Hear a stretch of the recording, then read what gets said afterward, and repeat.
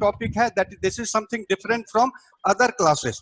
और डिफरेंट उसमें यह है कि जो विभिन्न योजनाएं, जो लोक कल्याणकारी जो योजनाएं हैं या विभिन्न प्रकार के जो पॉलिसीज हैं गवर्नमेंट की, राजस्व एवं भूमि सुधार विभाग की, तो उसको डिस्कस करने के लिए हमको कहा गया है कि उन विषयों की आप चर्चा करें।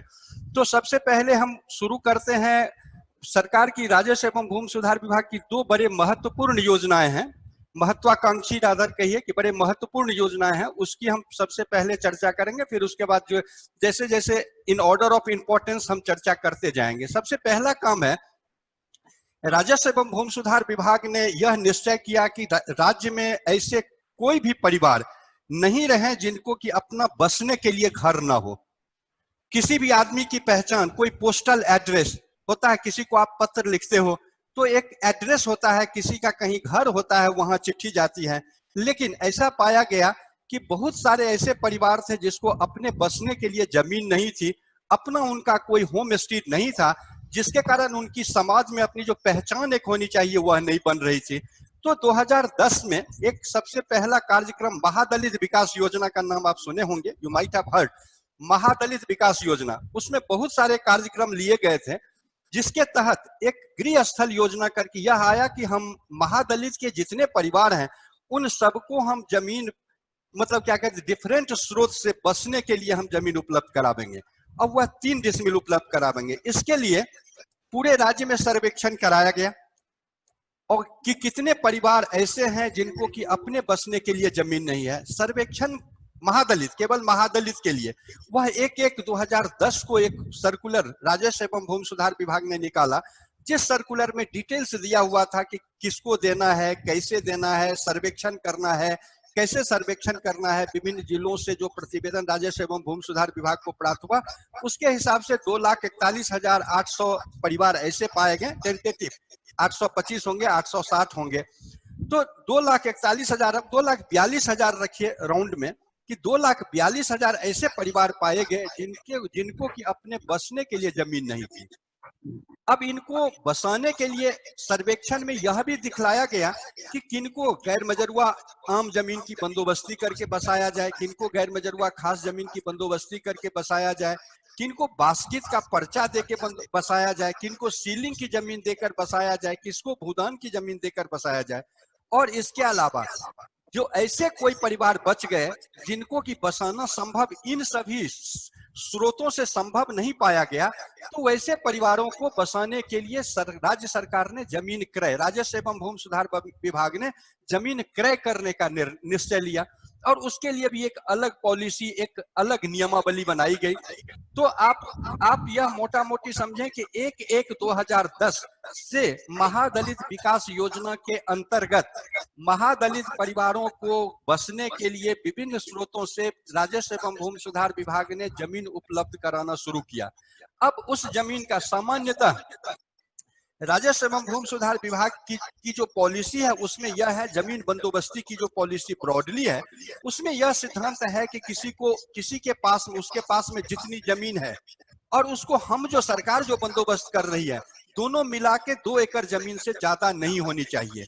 मोर ओवर किसी को होम, यह खेती के लिए है, और किसी भी परिवार को अगर होम स्ट्रीट के लिए हम जमीन देते हैं तो मिनिमम 2 डिसमिल से लेके 12.5 डिसमिल, 12.5 डिसमिल जमीन तक उनको देने का प्रावधान है। राजस्व एवं भूमि सुधार विभाग का यह संकल्प है, यह हमारे एक्ट में, privilege person home street tenancy act में लिखा हुआ है। बहुत सारे सर्कुलर्स में यह है, मिलिट्री मैन को या एक्स मिलिट्री मैन को हम जमीन देते हैं तो उनको भी हम बसने के लिए 12.5 डिसमिल देते हैं, और खेती के लिए उनके लिए अलग क्राइटेरिया है। पहले 5 एकड़ था, अब 3 एकड़ हो गया।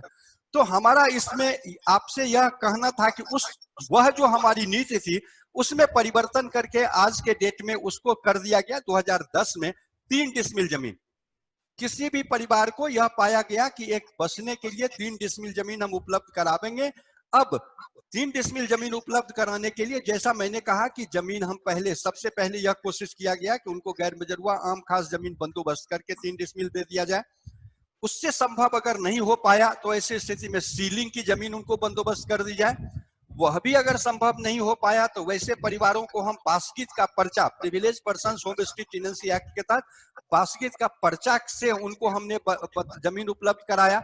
और इससे भी संभव नहीं हो सका तो जमीन की क्रय नीति बनी, जमीन हम क्रय करके देंगे 3 डिसमिल जमीन। अब उस क्रय नीति का स्पेशल फीचर यह था कि जमीन को क्रय करने के लिए जिस आदमी को हमको बसाना है, जमीन का चयन वही करेगा कि किस जमीन पर हम बसेंगे।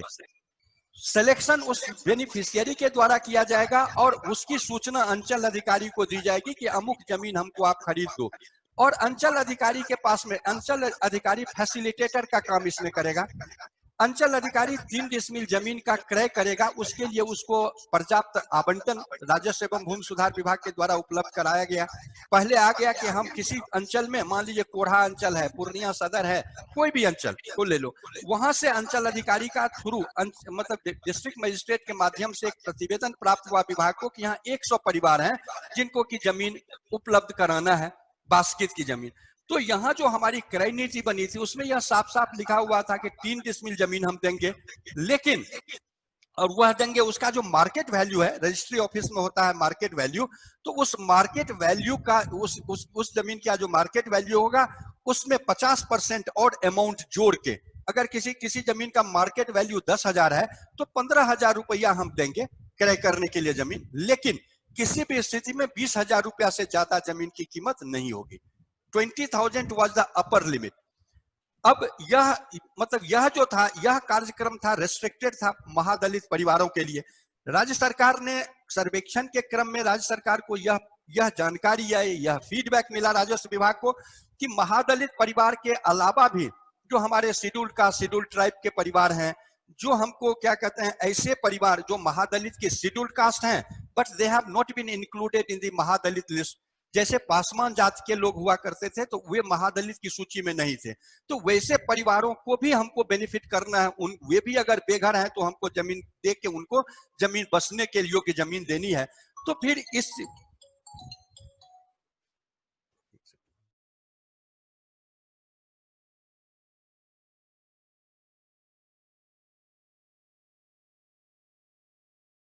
राज्य सरकार को यह फीडबैक आया फ्रॉम डिफरेंट डिस्ट्रिक्ट, अंचलों से, कि बहुत सारे ऐसे परिवार हैं जो महादलित के अंतर्गत नहीं है लेकिन वे बीसी कैटेगरी के हैं, वे एनेक्सर 1, एनेक्सर 2 के हैं, शेड्यूल्ड कास्ट के, मतलब कि जो महादलित में नहीं सम्मिलित हैं, वैसे भी परिवार हैं जो कि जिनको कि बसने के लिए जमीन नहीं है। तो उसके लिए एक गृह स्थल योजना, एक अलग से योजना बनाई गई और उसमें भी यही सभी प्रावधान डाले गए कि उनको हम 3 डिसमिल जमीन देंगे, 20,000 रुपया इसके लिए हम क्रय करेंगे, मतलब कि खर्चा करेंगे इंडिविजुअल, प्रति व्यक्ति हम 20,000 रुपया के कॉस्ट पर में इस जमीन को क्रय करके, और वह गृह स्थल योजना के अंतर्गत उसको हम बेनिफिट करेंगे। और इसके बाद, और यह जो हम बेनिफिट करेंगे तो उनको भी हम 3 डिसमिल जमीन देंगे और 20,000 रुपया पर में क्रय अंचल अधिकारी करेंगे। और रजिस्टर, और उसका जो क्रय किया जाएगा उस जमीन का कोई रजिस्ट्रेशन का शुल्क नहीं होगा। उसमें 20,000 रुपया के अलावा जो मान लीजिए स्टाम्प राइटर या वेंडर जो होता है, जो डीड राइटर होता है, उसको लिखने के लिए, या मतलब क्या कहते हैं, अगर कोई इससे अलग हटके रजिस्ट्रेशन में अगर किसी प्रकार का फी है तो लैंडलॉर्ड फी होता है, वह नॉमिनल फी होता है, तो उसके लिए 20,000 रुपया से वह अलग से वह अमाउंट दिया जाता था अलॉटमेंट में, और इसके तहत लोगों को बसने के लिए 3 डिसमिल जमीन दिया जाता था। अब इसके अलावा शेड्यूल्ड ट्राइब के परिवार को बेनिफिट करने के लिए ट्राइबल सब प्लान योजना चला।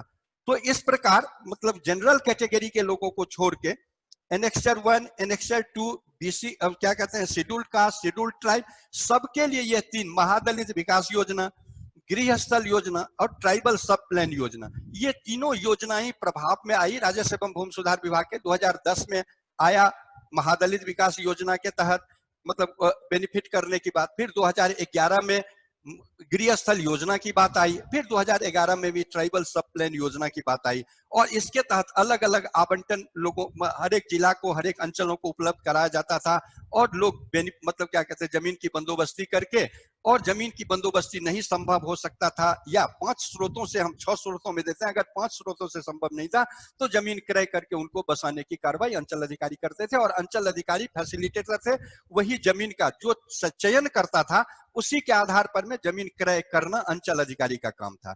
वे जाते थे, जिसकी मतलब कि जिसकी जमीन होती थी रजिस्ट्रेशन ऑफिस में, वह डीड रजिस्टर्ड हुआ, उसको अकाउंट पे ही चेक से उस मालिक को जमीन का मूल्य का भुगतान कर दिया गया, और इस प्रकार जमीन का डीड बेनिफिशियरी के नाम से बनता है, और वह उसको डीड दे दिया जाता था। अब यह तीनों योजनाओं को, चूंकि महादलित विकास योजना आप सुने होंगे कि इसका 5 साल के लिए यह योजना आई थी, तो 2015-16 में महादलित योजना बंद हो गया। तो राजस्व एवं भूमि सुधार विभाग ने एक महादलित विकास योजना, गृह स्थल योजना, ट्राइबल सब प्लान योजना, तीनों योजनाओं को क्लब कर दिया, एक साथ एमलगमेट कर दिया, डॉबटेल कर दिया, और इन तीनों योजनाओं को एक साथ डॉबटेल करने, एमलगमेट करके एक बनाया ऑपरेशन बसेरा। ऑपरेशन बसेरा नाम का एक कार्यक्रम बना, और उसके तहत जितने भी मतलब क्या कहते हैं 2,41,000, मैंने आपसे कहा था 2,42,000 जो मतलब क्या जो ट्राइब महादलित परिवार का जो सर्वेक्षण किया गया था, उन सबको जमीन उपलब्ध करा दी गई बसने के लिए। जितने शेड्यूल्ड ट्राइब के जो अदर फैमिलीज थे, उनका जो सर्वेक्षण हो गया था लगभग 1,10,000, उनको भी जमीन बसने के लिए उपलब्ध करा दिया गया। और इसके बाद ऑपरेशन बसेरा नाम का कार्यक्रम आया, और उसमें इन तीनों योजनाओं को एक साथ मिला दिया गया, समग्र योजना एक आया ऑपरेशन बसेरा 2015 में। अब 2015-16 से ऑपरेशन बसेरा कार्यक्रम चल रहा है। इसमें 2015 में कुछ दिन के लिए फॉर सम टाइम इन के 7-8 महीना के लिए पुराने जो कार्यक्रम थे ऑपरेशन बसेरा में थोड़ा सा परिवर्तन करके 3 डिसमिल जमीन को 5 डिसमिल जमीन कर दिया गया। राज्य सरकार ने यह महसूस किया कि 3 डिसमिल जमीन कम है बसने के लिए, इसीलिए उसको 5 डिसमिल कर दिया। और इसके साथ साथ यह भी कर दिया गया कि अगर मान लिया जाए कोई क्लस्टर में बसता है, अगर 20 परिवार को हम एक जगह जमीन देके बसा रहे हैं, तो 20 × 5 1 एकड़ जमीन होगा, 100 डिसमिल, और उनको आंतरिक रास्ता कोई मतलब क्या कहते हैं कम्युनिटी भवन बनाने के लिए यह हुआ कि हर एक को अगर 20 परिवार बसता है तो 20 डिसमिल जमीन हम एक्स्ट्रा देंगे उनको। 1 एकड़ 20 डिसमिल जमीन 20 परिवार के लिए दिया जाएगा, ताकि वे बसने के साथ साथ उनको आंतरिक रोड, अगर मान लिया किसी को 5 डिसमिल जमीन दिया, दूसरे को भी 5 डिसमिल दिया, तो घर से निकलेगा तो रास्ता तो उसको नहीं है, तो इसी के कारण 20 डिसमिल एक्स्ट्रा जमीन देने की, क्लस्टर में बसने का अगर मान लिया 10 परिवार एक जगह है तो 10 डिसमिल एक्स्ट्रा, अगर 50 परिवार एक जगह है तो 50 डिसमिल जमीन एक्स्ट्रा उसको देने की बात थी, और उसी के तहत हम सबको बेनिफिट हम लोगों ने किया है। और दिस इज अबाउट मतलब क्या कहते हैं अभियान बसेरा, यह कार्यक्रम है। और बाद में जब जमीन की कीमत में जब वृद्धि होने लगी तो 20,000 रुपया में 3 डिसमिल जमीन का क्रय करना संभव नहीं हो रहा था। जब हमने 5 डिसमिल जमीन कर दिया तो ऐसी स्थिति में जमीन के मूल्य में जो वृद्धि हुई उसके साथ साथ चलना था विभाग को, तो इसमें परिवर्तन करके यह कर दिया गया कि 20 डिसमिल जमीन का जो 20 डिसमिल का 20,000 रुपये, 3 डिसमिल जमीन का 20,000 रुपया जो फिक्स था उसको खत्म कर दिया गया। और राजस्व एवं भूमि सुधार विभाग ने एक सर्कुलर निकाला कि जिस जमीन की रजिस्ट्री ऑफिस में MVR जो भी दर है उस जमीन को हम उस दर पर क्रय करके लोग को उपलब्ध करावेंगे। उदाहरण के लिए कि अगर 5 डिसमिल जमीन MVR में उसका 1 लाख रुपया कीमत है तो 1 लाख रुपया में उस जमीन उसको क्रय करके दिया जाएगा। तो यह अभियान बसेरा के कार्यक्रम लोगों को बसाने की बात है। राजस्व एवं भूमि सुधार विभाग ने एक मतलब क्या कहते हैं यह कर रखा है कि नहीं हम जमीन क्रय करके, अब इंदिरा आवास की बात जब आने लगी कि इंदिरा आवास जो बस जिसको हम जमीन क्रय करके देते हैं वह जब उसमें इंदिरा आवास का भी कंपोनेंट हो जाए, और जब हम जमीन किसी को क्रय कर देते हैं इंदिरा आवास का हम बेनिफिट देंगे, तो इसके लिए राजस्व एवं भूमि सुधार विभाग ने एक अच्छा सा कार्यक्रम यह निकाला कि हम बसावेंगे भी और उसकी सूचना हम ग्रामीण विकास विभाग को देंगे, ताकि उनको बसने मतलब उनके लिए इंदिरा आवास भी बनाने के लिए उनको पैसा दिया जाए 1,20,000 रुपया। तो ये सभी कार्यक्रम इस तरह से यही इसका मतलब क्या कहते हैं क्रमांक 2010 से चल के यहाँ तक हम लोग पहुंचे हैं। और आपकी जानकारी के लिए कि 2010 के पहले भी जमीन की बंदोबस्ती करके लोगों को होम स्टे और एग्रीकल्चर पर्पस के लिए जमीन दी जाती थी, लेकिन उसमें बासगीत के लिए 10.5 डिसमिल जमीन का लिमिट था, वहां उतनी जमीन हम लोग देते थे, लोग 12.5 डिसमिल किसी को बसने के लिए। अब दूसरा हमारा कार्यक्रम, इसके बारे में आपको अगर किसी को कोई क्वेरी हो तो आप पूछ सकते हैं, फिर हम इसके बाद हम दूसरा एक ऑपरेशन दखल देहानी कार्यक्रम, वह भी बड़ा अच्छा कार्यक्रम है, उसके बारे में हम उसकी चर्चा करेंगे। तो हम यह मान के चलते हैं कि आप लोगों को एकदम क्लियर है जो मैंने कहा ऑपरेशन बसेरा की बात है। सेंटो कुमार जी, आप कुछ पूछना चाह रहे हैं, पूछिए। जी सर। सर आपने बताया था 20,000 जो वो मिलेगा खरीदगी में, जो खरीदा तीन जाएगा डिसमिल जमीन के लिए। 3 हाँ डिसमिल, जी। तो वो तो सिर्फ जमीन के लिए, फिर उसको बनाने के लिए उस समय कोई नियम नहीं बना था नहीं, कि? हमारा राजस्व एवं भूमि सुधार विभाग कोई घर नहीं बनाती है, इसीलिए हम लोगों का यह कार्यक्रम चला कि हम जिसको जमीन क्रय करके देते हैं उसकी जी सूची हम ग्रामीण विकास विभाग को उपलब्ध करा देंगे, ताकि उन लोगों को वे बेनिफिट करेंगे इंदिरा आवास योजना के तहत। जी जी, राजस्व शुक्रिया। विभाग घर नहीं बनाती है। ठीक है, और कोई? अशोक कुमार जी।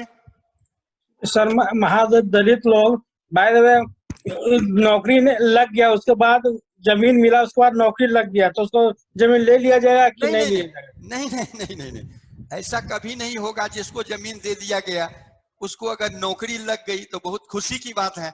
अरे यह मतलब क्या कहते हैं, हम लोग यह थोड़े मान के चलते हैं सरकार की जिसको जो गरीब है वह सब दिन गरीब ही रहे, उसको जमीन हम वापस नहीं लेंगे, वह जमीन उसकी है। बस एक ही चीज हम कहना आपको भूल गए कि वह जो जमीन होगा वह ट्रांसफरेबल नहीं होगा, वह जमीन को बेच नहीं सकता है, वह इनहेरिटेबल होगा। इस शर्त के साथ जमीन दी गई है, वापिस नहीं लेंगे। वह कितना बड़ा भी आदमी, वो प्रधानमंत्री हो जाएगा तब भी वह जमीन उसी की रहेगी जो हमने दिया है। राजकमल जी बोलिए।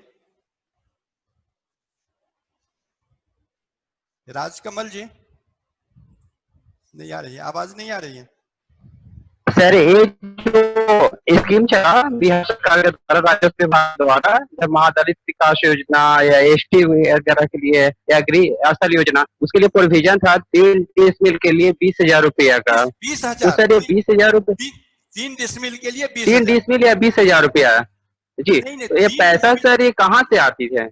राजस्व एवं भूमि सुधार विभाग देती है।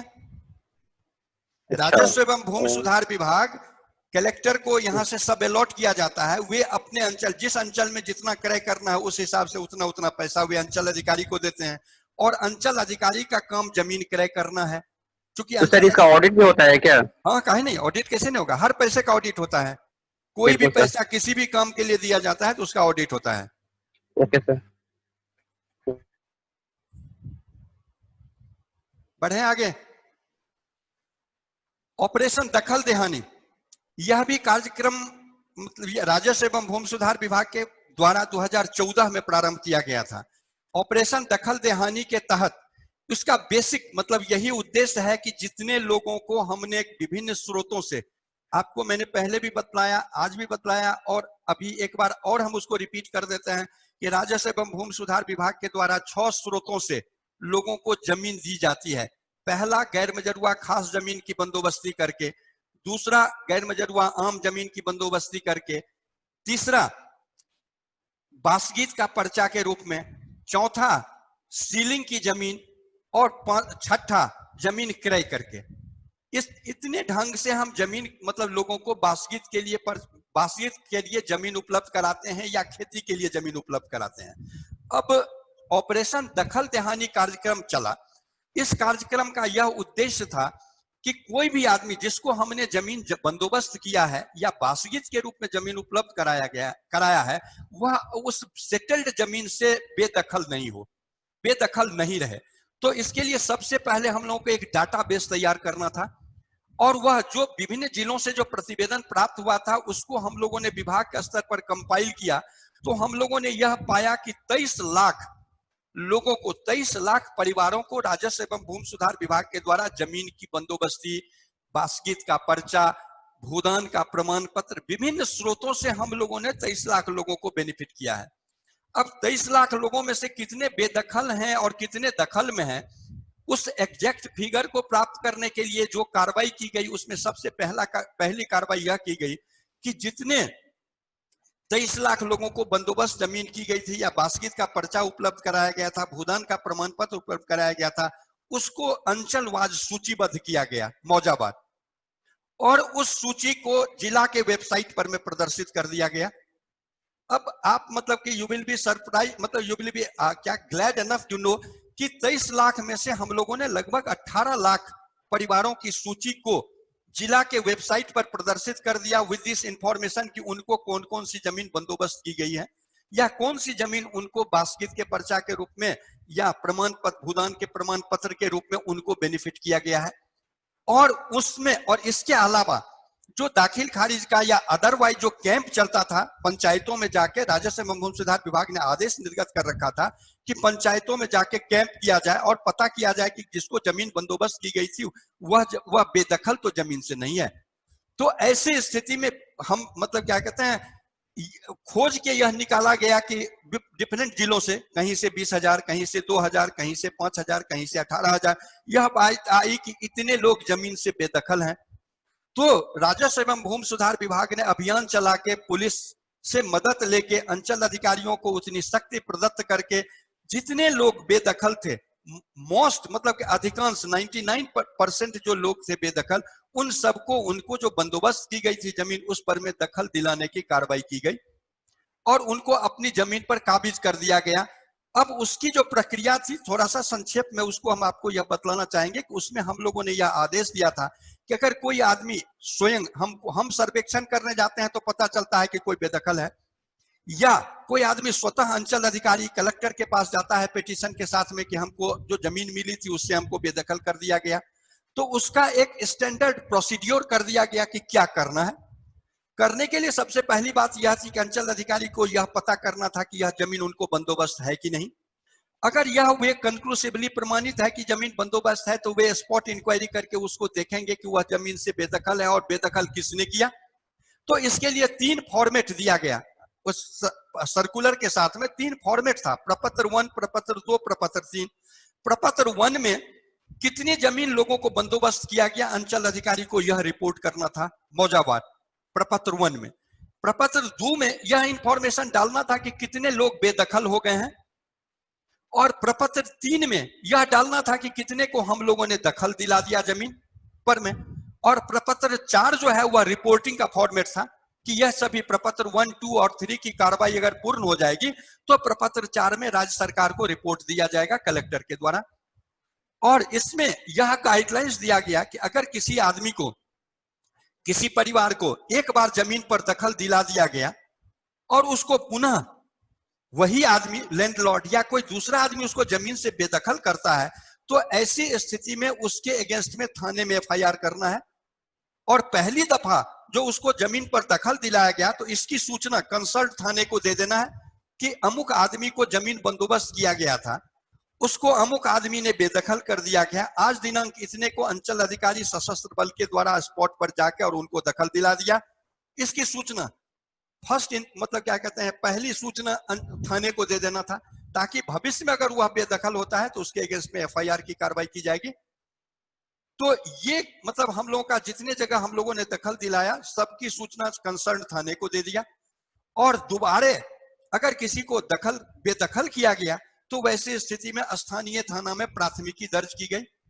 और आप मतलब आप सुने होंगे शेड्यूल्ड ट्राइब एट्रोसिटीज एक्ट भी है, तो उस एक्ट में भी यह प्रावधान किया हुआ कि अगर किसी आदमी को किसी शेड्यूल्ड ट्राइब के फैमिली को अगर किसी के द्वारा उसके ऊपर एट्रोसिटीज होता है तो वैसी स्थिति में उसको आर्थिक दंड या जेल का जो मतलब क्या कहते हैं जेल की सजा ये दोनों का प्रावधान किया हुआ है। तो इसके तहत उनको उनके अगेंस्ट में मतलब क्या कहते हैं शेड्यूल्ड ट्राइब एट्रोसिटीज एक्ट के तहत थाने में एफआईआर करने का प्रावधान किया गया।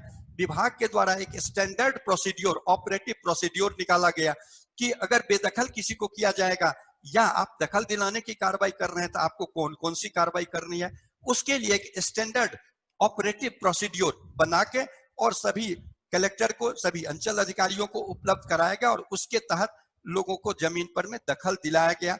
जिनको पुनः बेदखल कर दिया गया तो उनके अगेंस्ट में आवश्यक कार्रवाई की गई और इस तरह से जमीन पर में लोगों को दखल दिलाया गया। यह है दखल देहानी कार्य ऑपरेशन दखल देहानी कार्यक्रम। यही इसका 3 प्रपत्र है, बेसिक टीनेंट यही है। और इसी के तहत हम लोगों ने इसके 17 लाख लोगों का जिनको जो बंदोबस्त है जमीन जिनको बास्कित की जमीन के रूप में जो जमीन दी गई है उस सब को हम लोगों ने डाटाबेस तैयार करके और जिला के वेबसाइट पर में डाला हुआ है। आप भी उसको यू कैन व्यू इट। तो इस मतलब क्या कहते हैं ऑपरेशन दखल दहानी कार्यक्रम के संबंध में अगर आपको कुछ पूछना हो तो आप पूछ सकते हैं। नहीं तो ऑपरेशन बसेरा की मैंने चर्चा की थी, उसमें एक चीज मिस कर गया, छूट गया, जिसको हम आपको कह देना चाहेंगे कि गैर मजरूआ आम जमीन की बंदोबस्ती सामान्यतः नहीं होती है। गैर मजरूआ आम जमीन की बंदोबस्त करने का प्रावधान नहीं है, लेकिन यह जो ऑपरेशन बसेरा कार्यक्रम चला उसमें यह प्रावधान कर दिया कि वैसे गैर मजरूआ आम जमीन जिसका नेचर जो सार्वजनिक उपयोग में नहीं है, जिसका नेचर बदल गया हो, तो वैसी जमीन को हम मतलब क्या कहते हैं गृह स्थल मतलब लोगों के घर के निर्माण के लिए, होम स्ट्रीट के पर्पस के लिए हम उसको सेटल करेंगे। और इसके लिए राजस्व एवं भूमि सुधार विभाग ने 3 डिसमिल तक गैर मजरूआ आम जमीन सेटल करने की शक्ति डिविजनल कमिश्नर्स को दे दिया। चूंकि पहले इसको बंदोबस्त करने की बात नहीं थी, इसीलिए इसके कोई प्राधिकार ही नहीं थे कि कौन इसको बंदोबस्त करेंगे। तो चूंकि प्राधिकार नहीं थे, इसीलिए इसका प्राधिकार निर्धारित किया गया कि डिविजनल कमिश्नर को यह शक्ति प्रदत्त की गई कि आप 3 डिसमिल तक जमीन बंदोबस्त कर सकेंगे गैर मजरूआ आम जमीन। लेकिन अभिलेख अंचल से चढ़ के कमिश्नर साहब के यहाँ तक जाने में काफी विलंब होता था, और यह सूचना हम लोगों को राजस्व एवं भूमि सुधार विभाग को विभिन्न प्रमंडल स्तरीय बैठक में दी गई। तो राजस्व एवं भूमि सुधार विभाग ने उस पर में यह निर्णय लेके यह जो शक्ति थी 3 डिसमिल की उसको 5 डिसमिल कर दिया, और यह कर दिया कि कमिश्नर साहब से उस शक्ति को वापस लेते हुए कलेक्टर ऑफ द डिस्ट्रिक्ट को यह शक्ति दे दिया कि 5 डिसमिल जमीन महादलित का हो, गृह स्थल योजना के अंतर्गत हो, ट्राइबल सब प्लान योजना के अंतर्गत हो, अगर किसी को हम गैर मजरूआ आम जमीन बंदोबस्त करेंगे तो कलेक्टर 5 डिसमिल जमीन बंदोबस्त करने के सक्षम प्राधिकार होंगे। अगर 5 डिसमिल जमीन से ज्यादा होगा तो वह स्टेट कैबिनेट के द्वारा राज्य सरकार उसको बंदोबस्त करने की शक्ति राज्य सरकार को होगी। तो 5 डिसमिल जमीन तक कलेक्टर ऑफ द डिस्ट्रिक्ट को पावर शक्ति प्रदत्त किया हुआ है कि आप जमीन बंदोबस्त करो, लेकिन राइडर उसमें एक ही है कि किसी भी जल निकाय आम रास्ता को बंदोबस्त नहीं करना है, किसी भी परिस्थिति में नहीं करना है। तो यह राइडर और यह कैसे पता चलेगा कि कौन सी जमीन का प्रकृति बदल गया, वह जल निकाय के उपयोग में नहीं है, वह जमीन तो आम उपयोग में नहीं है, तो उसके लिए एक एडिशनल कलेक्टर की अध्यक्षता में एक कमेटी का गठन कर दिया गया। कंसर्न डीसीएलआर, कंसर्न एसडीओ, अंचल अधिकारी, एग्जीक्यूटिव इंजीनियर, इन सबको उसका मेंबर बनाया गया कि जब भी हम किसी गैर मजरूआ आम जमीन को बंदोबस्त करेंगे तो वैसे स्थिति में यह कमेटी एक बार स्पॉट इंक्वायरी करके यह अपना रिपोर्ट दे देगी कि हाँ सही में यह गैर मजरूआ आम जमीन है, इसका नेचर बदल गया है, यह आम उपयोग में नहीं है और हम 5 डिसमिल जमीन बंदोबस्त कर सकते हैं। तो वैसी स्थिति में वह लगेगा। मोर ओवर चूंकि गैर मजरूआ आम जमीन सार्वजनिक उपयोग की होती है, तो गांव की आम सभा के द्वारा गांव से आम सभा एक आयोजित की जाएगी और जिसमें आम एनओसी नो ऑब्जेक्शन सर्टिफिकेट देगा ग्राम की आम सभा, तब जाके गैर मजरूआ आम जमीन की बंदोबस्ती की जाएगी। तो दिस इज ऑल अबाउट मतलब क्या कहते हैं ऑपरेशन दखल दहानी और ऑपरेशन बसेरा। यह दोनों इस दोनों योजना के तहत में कोई प्रश्न हो तो पूछिए, फिर हम आगे बढ़ते हैं इसके आगे।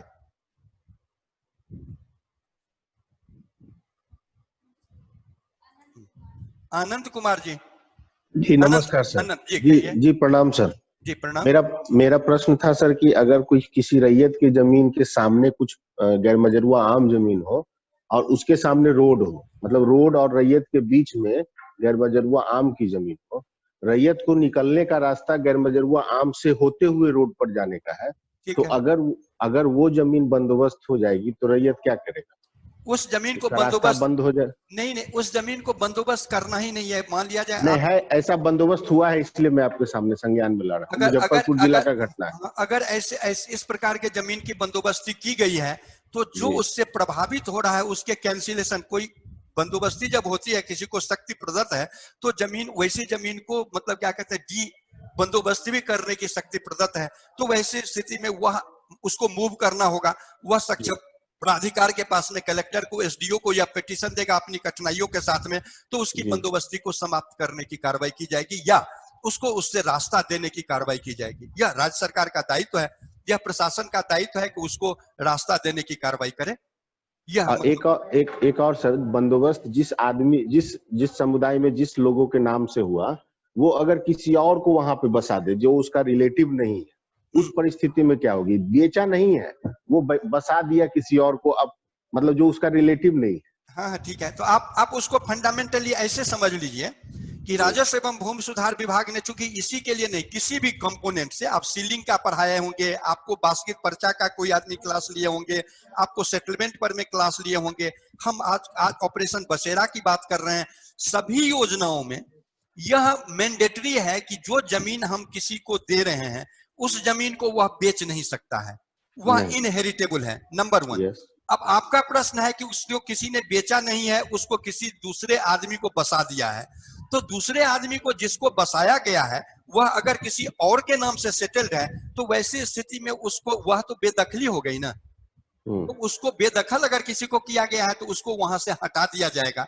मोर ओवर अगर किसी ने जमीन को बेच दिया है और उसके नाम से अगर दाखिल खारिज भी खुदा ना खास्ते कोई गलती से दाखिल खारिज भी हो गई है तो राजस्व एवं भूमि सुधार विभाग ने बड़ा अच्छा एक सर्कुलर निकाला है, उसमें यह दिया है कि यह चूंकि इनहेरिटेबल है, ट्रांसफरेबल नहीं है, अगर किसी के द्वारा जमीन को बेच दी जाती है, समझ रहे हैं, तो और उसका दाखिल खारिज भी हो जाता है, तो ऐसी स्थिति में जमीन जो जिसके नाम से बंदोबस्त किया गया था उसकी बंदोबस्ती को कलेक्टर समाप्त कर देंगे, और उसकी अगर जमाबंदी खुल गई है दाखिल खारिज का तो एडिशनल कलेक्टर म्यूटेशन एक्ट के सेक्शन 9 और रूल 13 के तहत उसकी जमाबंदी को रद्द कर देंगे।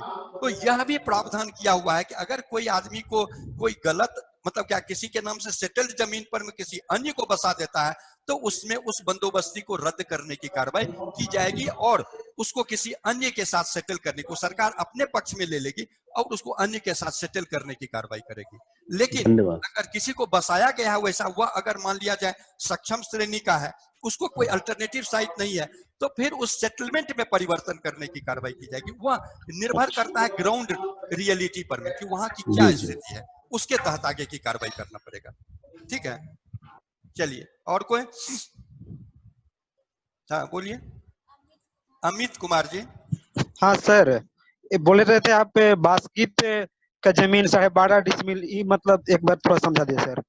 ऐसा है कि हम लोग जमीन जो बंदोबस्त करते हैं उसके लिए एक गाइडलाइंस है, एक हुआ के शेड्यूल्ड कास्ट, शेड्यूल्ड ट्राइब, इसको सक्षम श्रेणी बोला जाता है, scheduled caste, scheduled tribe, annexure 1 मतलब एनेक्सर 1 बीसी कैटेगरी और एनेक्सर 2 जनरल कैटेगरी को हम जमीन बंदोबस्त नहीं करते हैं। क्लियर है यहां तक? अब हम इसको जो जमीन बंदोबस्त करते हैं तो जमीन बंदोबस्त 2 पर्पस के लिए किया जाता है, एक खेती के लिए की जाती है जमीन की बंदोबस्ती और दूसरा बसने के लिए की जाती है जमीन की बंदोबस्ती।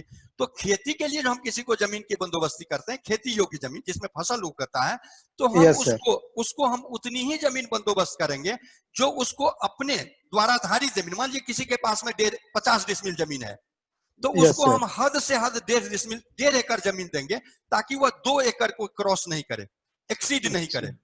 और अगर हम बसने के लिए किसी को जमीन देते हैं तो कम से कम हम 2 डिसमिल देंगे, 2 डिसमिल से कम नहीं देंगे, और अधिक से अधिक हम 12.5 डिसमिल देंगे। 12.5 डिसमिल यह माना जाता है कि 2 डिसमिल से 12.5 डिसमिल के बीच में कोई भी 4 डिसमिल, 3 डिसमिल, 8 डिसमिल, 10 डिसमिल में कोई भी आदमी अपना रेजिडेंशियल मकान बना के मजे से रह सकता है, इसीलिए that is the upper limit. लेकिन उस अपर लिमिट को भी खत्म कर दिया गया प्रैक्टिकली, इसलिए कि आज के डेट में हम 5 डिसमिल जमीन ही देते हैं, राज्य सरकार 5 ही डिसमिल जमीन देती है, 6 डिसमिल नहीं देती है। अगर कोई 4 ही डिसमिल पर बसा हुआ है तो हम 4 ही डिसमिल को बंदोबस्त करके उसको रेगुलराइज कर देते हैं। तो हम माने कि आपको क्लियर है? हाँ, ये प्रावधान सिर्फ सर SC ST के लिए ही है? सिर्फ नहीं, शेड्यूल्ड कास्ट, शेड्यूल्ड ट्राइब, महादलित, वही शेड्यूल्ड कास्ट, शेड्यूल्ड ट्राइब। अब महादलित खत्म हो गया 2016 में, महादलित विकास योजना जो चल रहा था वह खत्म हो गया, तभी ना हम ऑपरेशन मतलब बसेरा बनाए, उसमें महादलित को अब मतलब क्या कहते हैं गृह स्थल योजना को, ट्राइबल सब प्लान योजना को, सबको हमने मर्ज कर दिया और ऑपरेशन बसेरा बनाया।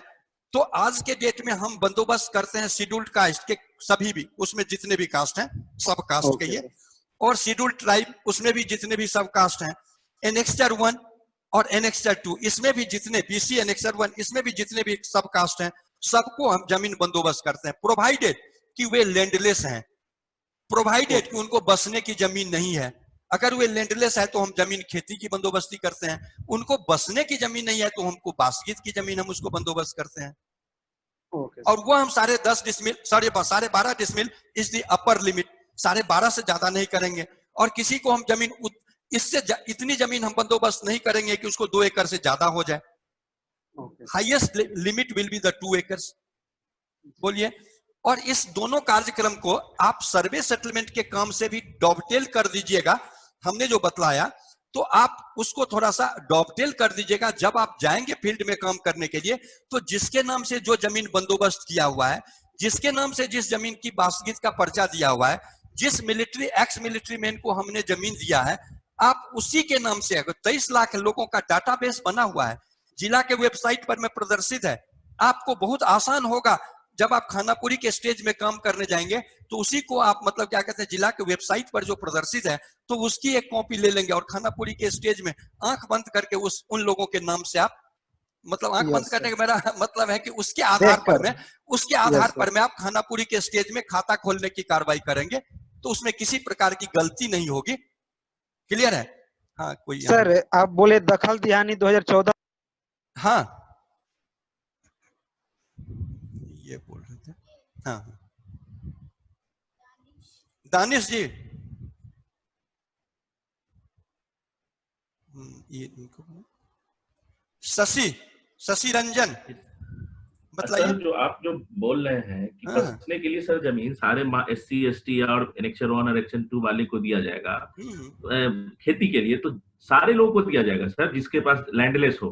हाँ जो लैंडलेस है यह पॉलिसी है। मान लिया जाए गैर मजरूआ मालिक जमीन किसी गांव में 10 एकड़ जमीन है जो बंदो अनसेटल्ड है, तो ऐसी स्थिति में अनुमंडल पदाधिकारी को यह शक्ति प्रदत्त है। अंचल अधिकारी प्रपोजल बनाते हैं, तैयार करते हैं, बंदोबस्ती का रिकॉर्ड खुलता है अंचल कार्यालय में, वहां एक चेक स्लिप लगता है। उसको चेक स्लिप यह बोलते हैं कि उसको कितनी अपनी जमीन है, यह इस जमीन पर में यह मतलब पीसफुल पोजीशन में है। वह अभिलेख बन के DCLR के माध्यम से SDO साहब को जाता है और SDO साहब उसको स्वीकृत करते हैं। अनुमंडल मालिक जमीन, हाँ उनका अपना और सेटल्ड जमीन मिला के 2 एकड़ से ज्यादा नहीं होना चाहिए, नहीं होनी चाहिए। और बासगीत जिस गांव में GM जमीन नहीं है उसमें तो नहीं होगा, नहीं होगा वहां। इसीलिए ना अब बंदोबस्ती की बात अब गौन हो गई है, सेकेंडरी हो गया। अब सरकार ने यह बनाया कि मेरा कोई भी परिवार ऐसा नहीं हो जिसको कि अपने बसने के लिए जमीन नहीं हो, जिसकी अपनी पहचान नहीं हो, जिसका अपना कोई एड्रेस नहीं हो, तो हम उसको जमीन बंदोबस्त कर देंगे 5 डिसमिल तक गृह स्थल घर बनाने के लिए, और उसकी सूची हम ग्रामीण विकास विभाग को दे देंगे ताकि वे वहां उसको क्या कहते हैं इंदिरा आवास उपलब्ध करा देंगे, तो उसकी एक पहचान हो जाएगी ना। Thank you. और बोलिए।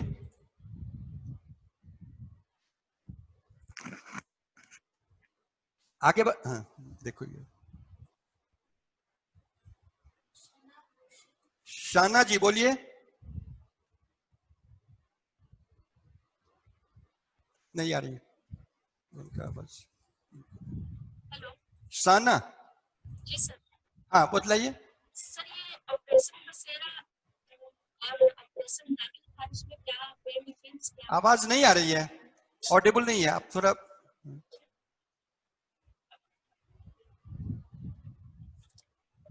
नहीं है। वहीं से आपके साइड से प्रॉब्लम है, नहीं आ रही आवाज, ऑडिबल नहीं है।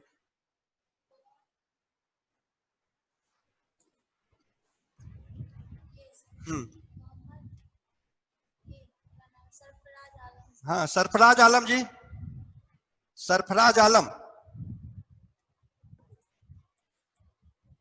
सरफराज आलम। हाँ सर, हेलो। हाँ बतलाइए। सर मेरा ये था कि ऑपरेशन बसेरा में आप बोले थे कि 3 इसमें प्रोविजन के तहत दिया जाएगा, वो 3 क्या था सर?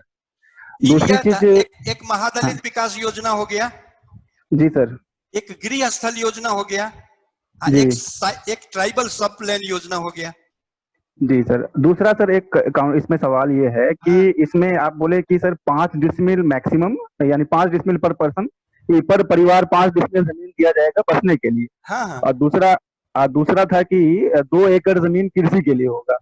तो ये सर 2 एकड़ जो जमीन कृषि के लिए है, ये क्या उसी गांव के अंदर में होना चाहिए या फिर वो इसके उसका चाहिए? डेफिनेटली जिस गांव की जमीन होती है उस गांव का जो मतलब क्या कहते हैं भूमिहीन है, उसका पहला अधिकार बनता है ना। जी सर, जी सर। तो उस गांव में जो भूमिहीन है उनको जमीन वहां की जमीन मिलेगी। अच्छा, दूसरा सर, एक मिलिट्री मैन के लिए बोले थे कि सर 12.5 डिसमिल बसने के लिए और 3 एकड़ वो, उसका क्या प्रोविजन है सर? यह जो आप मतलब आपको जो 12.5 डिसमिल की बात हम कर रहे हैं, वह 12.5 डिसमिल अन्य लोगों के लिए भी वह स्टैंड करता है। वह उस ठीक है सर। प्रोविजन को हम लोगों ने खत्म नहीं किया, लेकिन 12.5 डिसमिल खरीद के देना संभव नहीं है। 12.5 डिसमिल हम सबको खरीद के देंगे तो उतना पैसा हमारे पास में, राज्य सरकार के पास में नहीं है। इसीलिए राज्य सरकार ने एक स्टैंडर्ड फॉर्मूला बनाया, पहले 3 डिसमिल का, बाद में 5 डिसमिल का, कि हम 5 डिसमिल जमीन क्रय करके देंगे।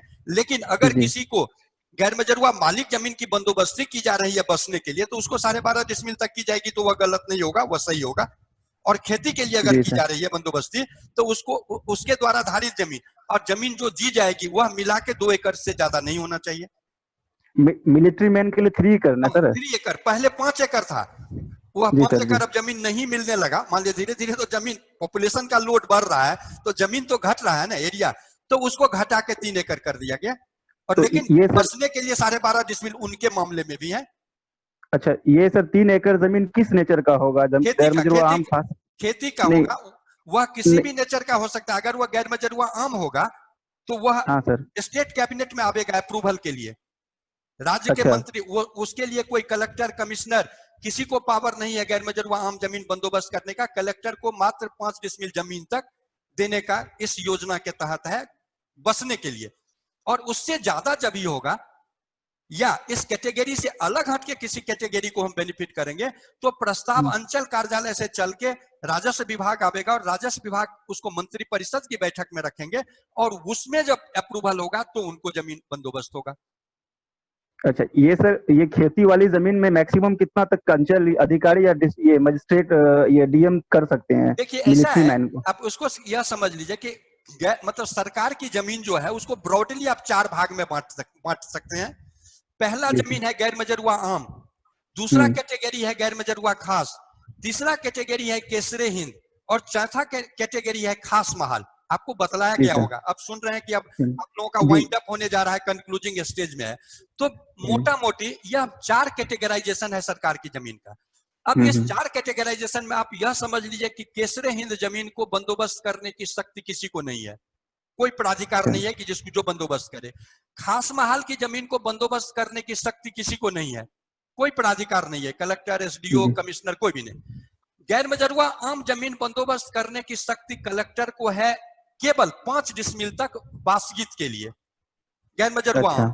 अगर उससे ज्यादा होगा तो फिर स्टेट कैबिनेट में आवेगा। क्लियर है?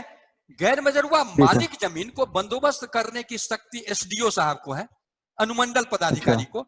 वह एनेक्सर 1 पहले था, scheduled caste, scheduled tribe annexure 1। Originally 1964 में अनुमंडल पदाधिकारी को यह प्राधिकार बनाया गया, लेकिन 1994 में 1994 ईस्वी में उसमें एनेक्सर 2 को जोड़ दिया गया। एसडीओ साहब आज की तिथि में 1994 से annexure 1, annexure 2, scheduled caste, scheduled tribe, इन सब को गैर मजरूआ मालिक जमीन बंदोबस्त कर सकते हैं होम स्टेट पर्पस के लिए या खेती के लिए। अब वहां पर में गाइडिंग प्रिंसिपल यही होगा कि वे खेती के लिए अगर बंदोबस्त कर रहे हैं तो उसके बेनिफिशियरी के द्वारा धारित जमीन और हम जो दे रहे हैं दोनों मिला के 2 एकड़ से ज्यादा नहीं हो। अगर किसी को बासगीत के लिए हम जमीन दे रहे हैं तो 12.5 डिसमिल से ज्यादा नहीं हो। अच्छा अच्छा, ओके सर, ठीक है सर, ओके, थैंक यू। बढ़े आगे हैं? अख्तर जी, अख्तर अली,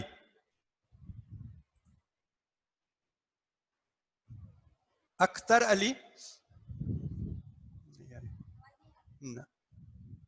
आवाज नहीं आ रही है।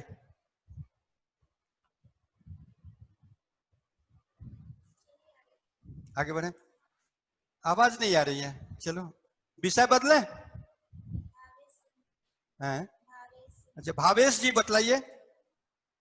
Sir good afternoon. आपसे काफी कम मौका लगता है आपसे रूबरू होने का। नहीं पूछिए। अब हमको सर मैं जी बताइए सर। हमको मतलब क्या कहते हैं, आपके सर्वे डायरेक्टरेट के लोग जितना ही के जिसके लायक समझते हैं उतने ही ना रोल हमको देंगे। सो सर बताइए। आप इतना बिजी शेड्यूल में रहते हैं, जितना टाइम मिलता है उतना ही देते हैं आप। और सर आपने उस दिन हम लोग को शेयर किया था, आप अपना नंबर देंगे, कल श्रीवास्तव सर से तो नंबर मिला, हाँ 9 आप अगर दे देते तो सर। असल में हमको लगा कि इन लोगों को पता नहीं या जचेगा कि नहीं जचेगा, इसीलिए मैंने नहीं दिया। अगर नंबर मेरा मिल गया है तो अच्छी बात है। 9431633290 मेरा नंबर है और मेरा नाम विनोद कुमार झा है। और ये जितने कार्यक्रम जो आपको मैं बतला रहा हूँ या और आगे बतलाऊंगा, या जितने एक्ट में संशोधन हुए, सब मेरे किया हुआ है। तो मतलब आई वाज, यस सर, इसीलिए तो बोल रहा हूँ। I was additional secretary in the revenue department, और सबका अंग्रेजी अनुवाद हिंदी में लिखना, क्या परिवर्तन होगा, ये सभी ड्राफ्ट मेरे द्वारा किए गए थे। इसीलिए इन सब पर में मेरे चूंकि मेरे द्वारा लिखा गया तो हम थोड़ा क्लैरिटी हमको है। सर आपके शब्दों के संपुष्ट चुनाव से ही पता चल जाता है, लेकिन सर आप इतना द्रुत गति से बोलते हैं ना, कभी कभी हम लोग के सर के ऊपर से चला जाता है। टाइम तो हम देखते हैं कि टाइम को हाँ, देखते रहते हैं कि सर थोड़ा सा आपसे एक रिक्वेस्ट था, मोबाइल नंबर एक बार दोबारा धीरे धीरे बोल देंगे। 94 जी 316 जी सर 33 जी 290। धन्यवाद सर, हम लोग को एक और नंबर, एक और ऑफिशियल जो नंबर है वो, this is my private number 85। अब जब दे ही रहे तो आप दोनों ले लीजिए, 85 444 जी जी 12 जी 996। चलिए सर, नंबर देने के लिए सर बहुत बहुत धन्यवाद सर। एक चीज और, जो अभी आपने शेयर किया, हाँ। हमारे कार्यकाल में जब तक हम इस परियोजना से जुड़े रहेंगे, तो अभी आप जो हम लोग को ये जो गाइडलाइन दे रहे हैं, ये सारी चीजें तो सर समय समय के हिसाब से बदलती रहती होंगी, अच्छी बात है, अपडेट होती रहती होंगी। ठीक है। जैसा आपने बताया 2014, ये तो एकदम रिसेंट का है। 2015 ये सब चीजें एकदम रिसेंट में हुई हैं, जबकि 1950 का एक्ट है, और ये ये जमीन से रिलेटेड चीजें 100 साल पुरानी खतियान को हम लोग को तो देखना है। हमने रिक्वेस्ट किया था कि क्या कहते हैं, लैंड रिफॉर्म्स जो है ना, वो बड़ा इंपॉर्टेंट टॉपिक है, लैंड रिफॉर्म्स एक्ट। तो मैंने आज भी इनसे कहा था कि अगर लैंड रिफॉर्म्स एक्ट पर में अगर आपकी कोई चर्चा नहीं हुई हो तो हम एक दिन उस पर में समय देने के लिए तैयार हैं। इसलिए कि जब तक इन सभी योजनाओं को आप लैंड रिफॉर्म्स एक्ट के साथ नहीं जोड़ेंगे, तब तक आप समझ नहीं पाएंगे, कंक्लूसिवली आप नहीं समझ पाएंगे। तो लैंड रिफॉर्म्स एक्ट तो सर हम लोग जी, अभी तो सर हम लोग की ऐसी हालत होगी कि जैसे जैसे मिलने लगे वैसे वैसे मजा आने लगा। चलिए मिलेंगे। तो लॉकडाउन हो गया तब ना, अगर लॉकडाउन नहीं हुआ होता तो क्लासरूम में अगर हम आपके साथ चर्चा करते तो थोड़ा सा और ज्यादा इंटरेस्टिंग होता, ज्यादा अच्छा लगता। और सर आपने हम लोग को एक और गाइडलाइन दिया था कि सुनवाई पर भी शायद कुछ विशेष कार्यक्रम या प्रयोजन आप हम लोग के साथ शेयर करेंगे।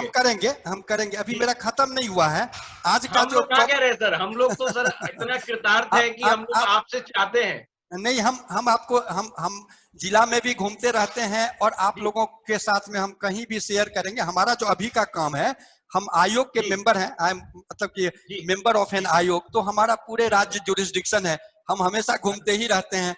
और उसके सर मतलब हम लोग को पैनलाइज करने के लिए आप ही शीर्ष आयोग में है। नहीं, हम कुछ नहीं करते हैं। हमारा काम केवल इतना ही है कि हम आपको सभी इश्यूज को क्लियर कर दें, मेरा ऑब्जेक्टिव इतना ही है। हम इस विभाग में मतलब क्या कहते हैं, इस उद्देश्य से काम करते हैं कि सबको क्लैरिटी हो जाए। इवन की एडिशनल कलेक्टर, बहुत सारे कलेक्टर साहब से भी कभी कभी कोई सीलिंग के इश्यूज में जो मतलब क्या कहते हैं ऐसे टॉपिक हैं जहां समझने में दिक्कत होती है, तो लोग हमसे बात करते हैं। DCLR साहब पूरे राज्य के हर लोग हमसे बात करते हैं कि विनोद सर यह हमको प्रॉब्लम है, वह प्रॉब्लम है, तो I try to solve it. अगर मान ली इंस्टेंटली हम नहीं सॉल्व कर पाते हैं तो हम उस प्रश्न को रख लेते हैं, हम उसको उस पर में उसको अध्ययन करके फिर हम बतलाते हैं। हम किसी मैटर को अनरिजॉल्व हम लोग भी सर आपका नंबर इसी विषय से लिए कि कभी हम लोगों को बहुत ही डिफिकल्ट सिचुएशन रहेगा डिसीजन मेकिंग में, तो स्ट्रेट फॉरवर्ड आपसे डिस्कस कर सके। आपको अन्यथा परेशान नहीं करेंगे हम लोग। आप जब भी, यू आर मोस्ट वेलकम। जब भी आप हमसे मतलब कोई प्रॉब्लम हो तो आप हमसे शेयर करिएगा। हमारा अगर मान लीजिए हम इतने एक्ट के संशोधन से, एक्ट को बनाने से, सर्कुलर बनाने से एसोसिएटेड रहे हैं, तो अगर जितना अच्छा परफेक्शन से अगर सर्वे सेटलमेंट का काम होगा तो हमको उतना संतोष होगा। कल हम लोग को पता भी चला है सर, हम लोग हिस्ट्री का हिस्सा होने वाले हैं, तो थोड़ा एक्साइटमेंट बढ़ गया है। चलिए। और सर हम लोग को जो अभी आपने पढ़ाया सेटलमेंट के टर्म्स में, मैं दोबारा आ रहा हूं उस पर, कि इसमें केवल हम लोगों का रोल इतना ही है ना कि आपने हम लोग को सिखाया अभी कि ये जो ऑपरेशन दखल देहानी है और ऑपरेशन बसेरा है, इससे जिस भी लोगों को आप लोगों ने जमीन की बेनिफिट किया है, जमीन की मालिकाना हक दी है, जी जी, उसको वही सुरक्षित करे, दैट्स इट। एग्जैक्टली। खतियान में वही अगर आ जाए, मान लीजिए इलीगल ट्रेसपासर्स हैं, किसी को जबरन हटा दिया है, वह कहेगा कि हमारा दखल है, मेरा लिखें, आप उसको नहीं लिखेंगे कभी भी नहीं। सरकार ने जिसको मान्यता दी है हम उसको न लेके चलेंगे। तो आपका रोल, इसीलिए हम उसको कोरिलेट कर रहे हैं कि जिला के वेबसाइट पर है, विलेज वाइज आप जिस गांव का सर्वे का काम कर। एक लेटर भी हमने देखा है आपके एलआरसी वेबसाइट पर, जिसमें कि पावर का डिसीजन, पावर को बढ़ाया गया है हर एक लेवल पर, डीसीएलआर पर, डीएम पर। एग्जैक्टली, ठीक है sir, thank you very much, thank you sir, thank you, over to you sir. हाँ, दो इश्यूज और बड़े इंपॉर्टेंट है जिसको हम चाह रहे थे कि आज आप लोगों से शेयर करते, तो उसके बाद और बहुत सारी बातें होती है। एक इश्यूज है लैंड ट्रांसफर का, उसमें भी आपका रोल आ जाएगा कि लैंड जो transfer, inter departmental land transfer होता है, तो लैंड ट्रांसफर होता है तो किस डिपार्टमेंट का कौन सी जमीन किसकी है, किसके नाम से हम खाता खोलें, उसका बेसिक प्रिंसिपल आपको हम समझाना चाहेंगे कि लैंड ट्रांसफर का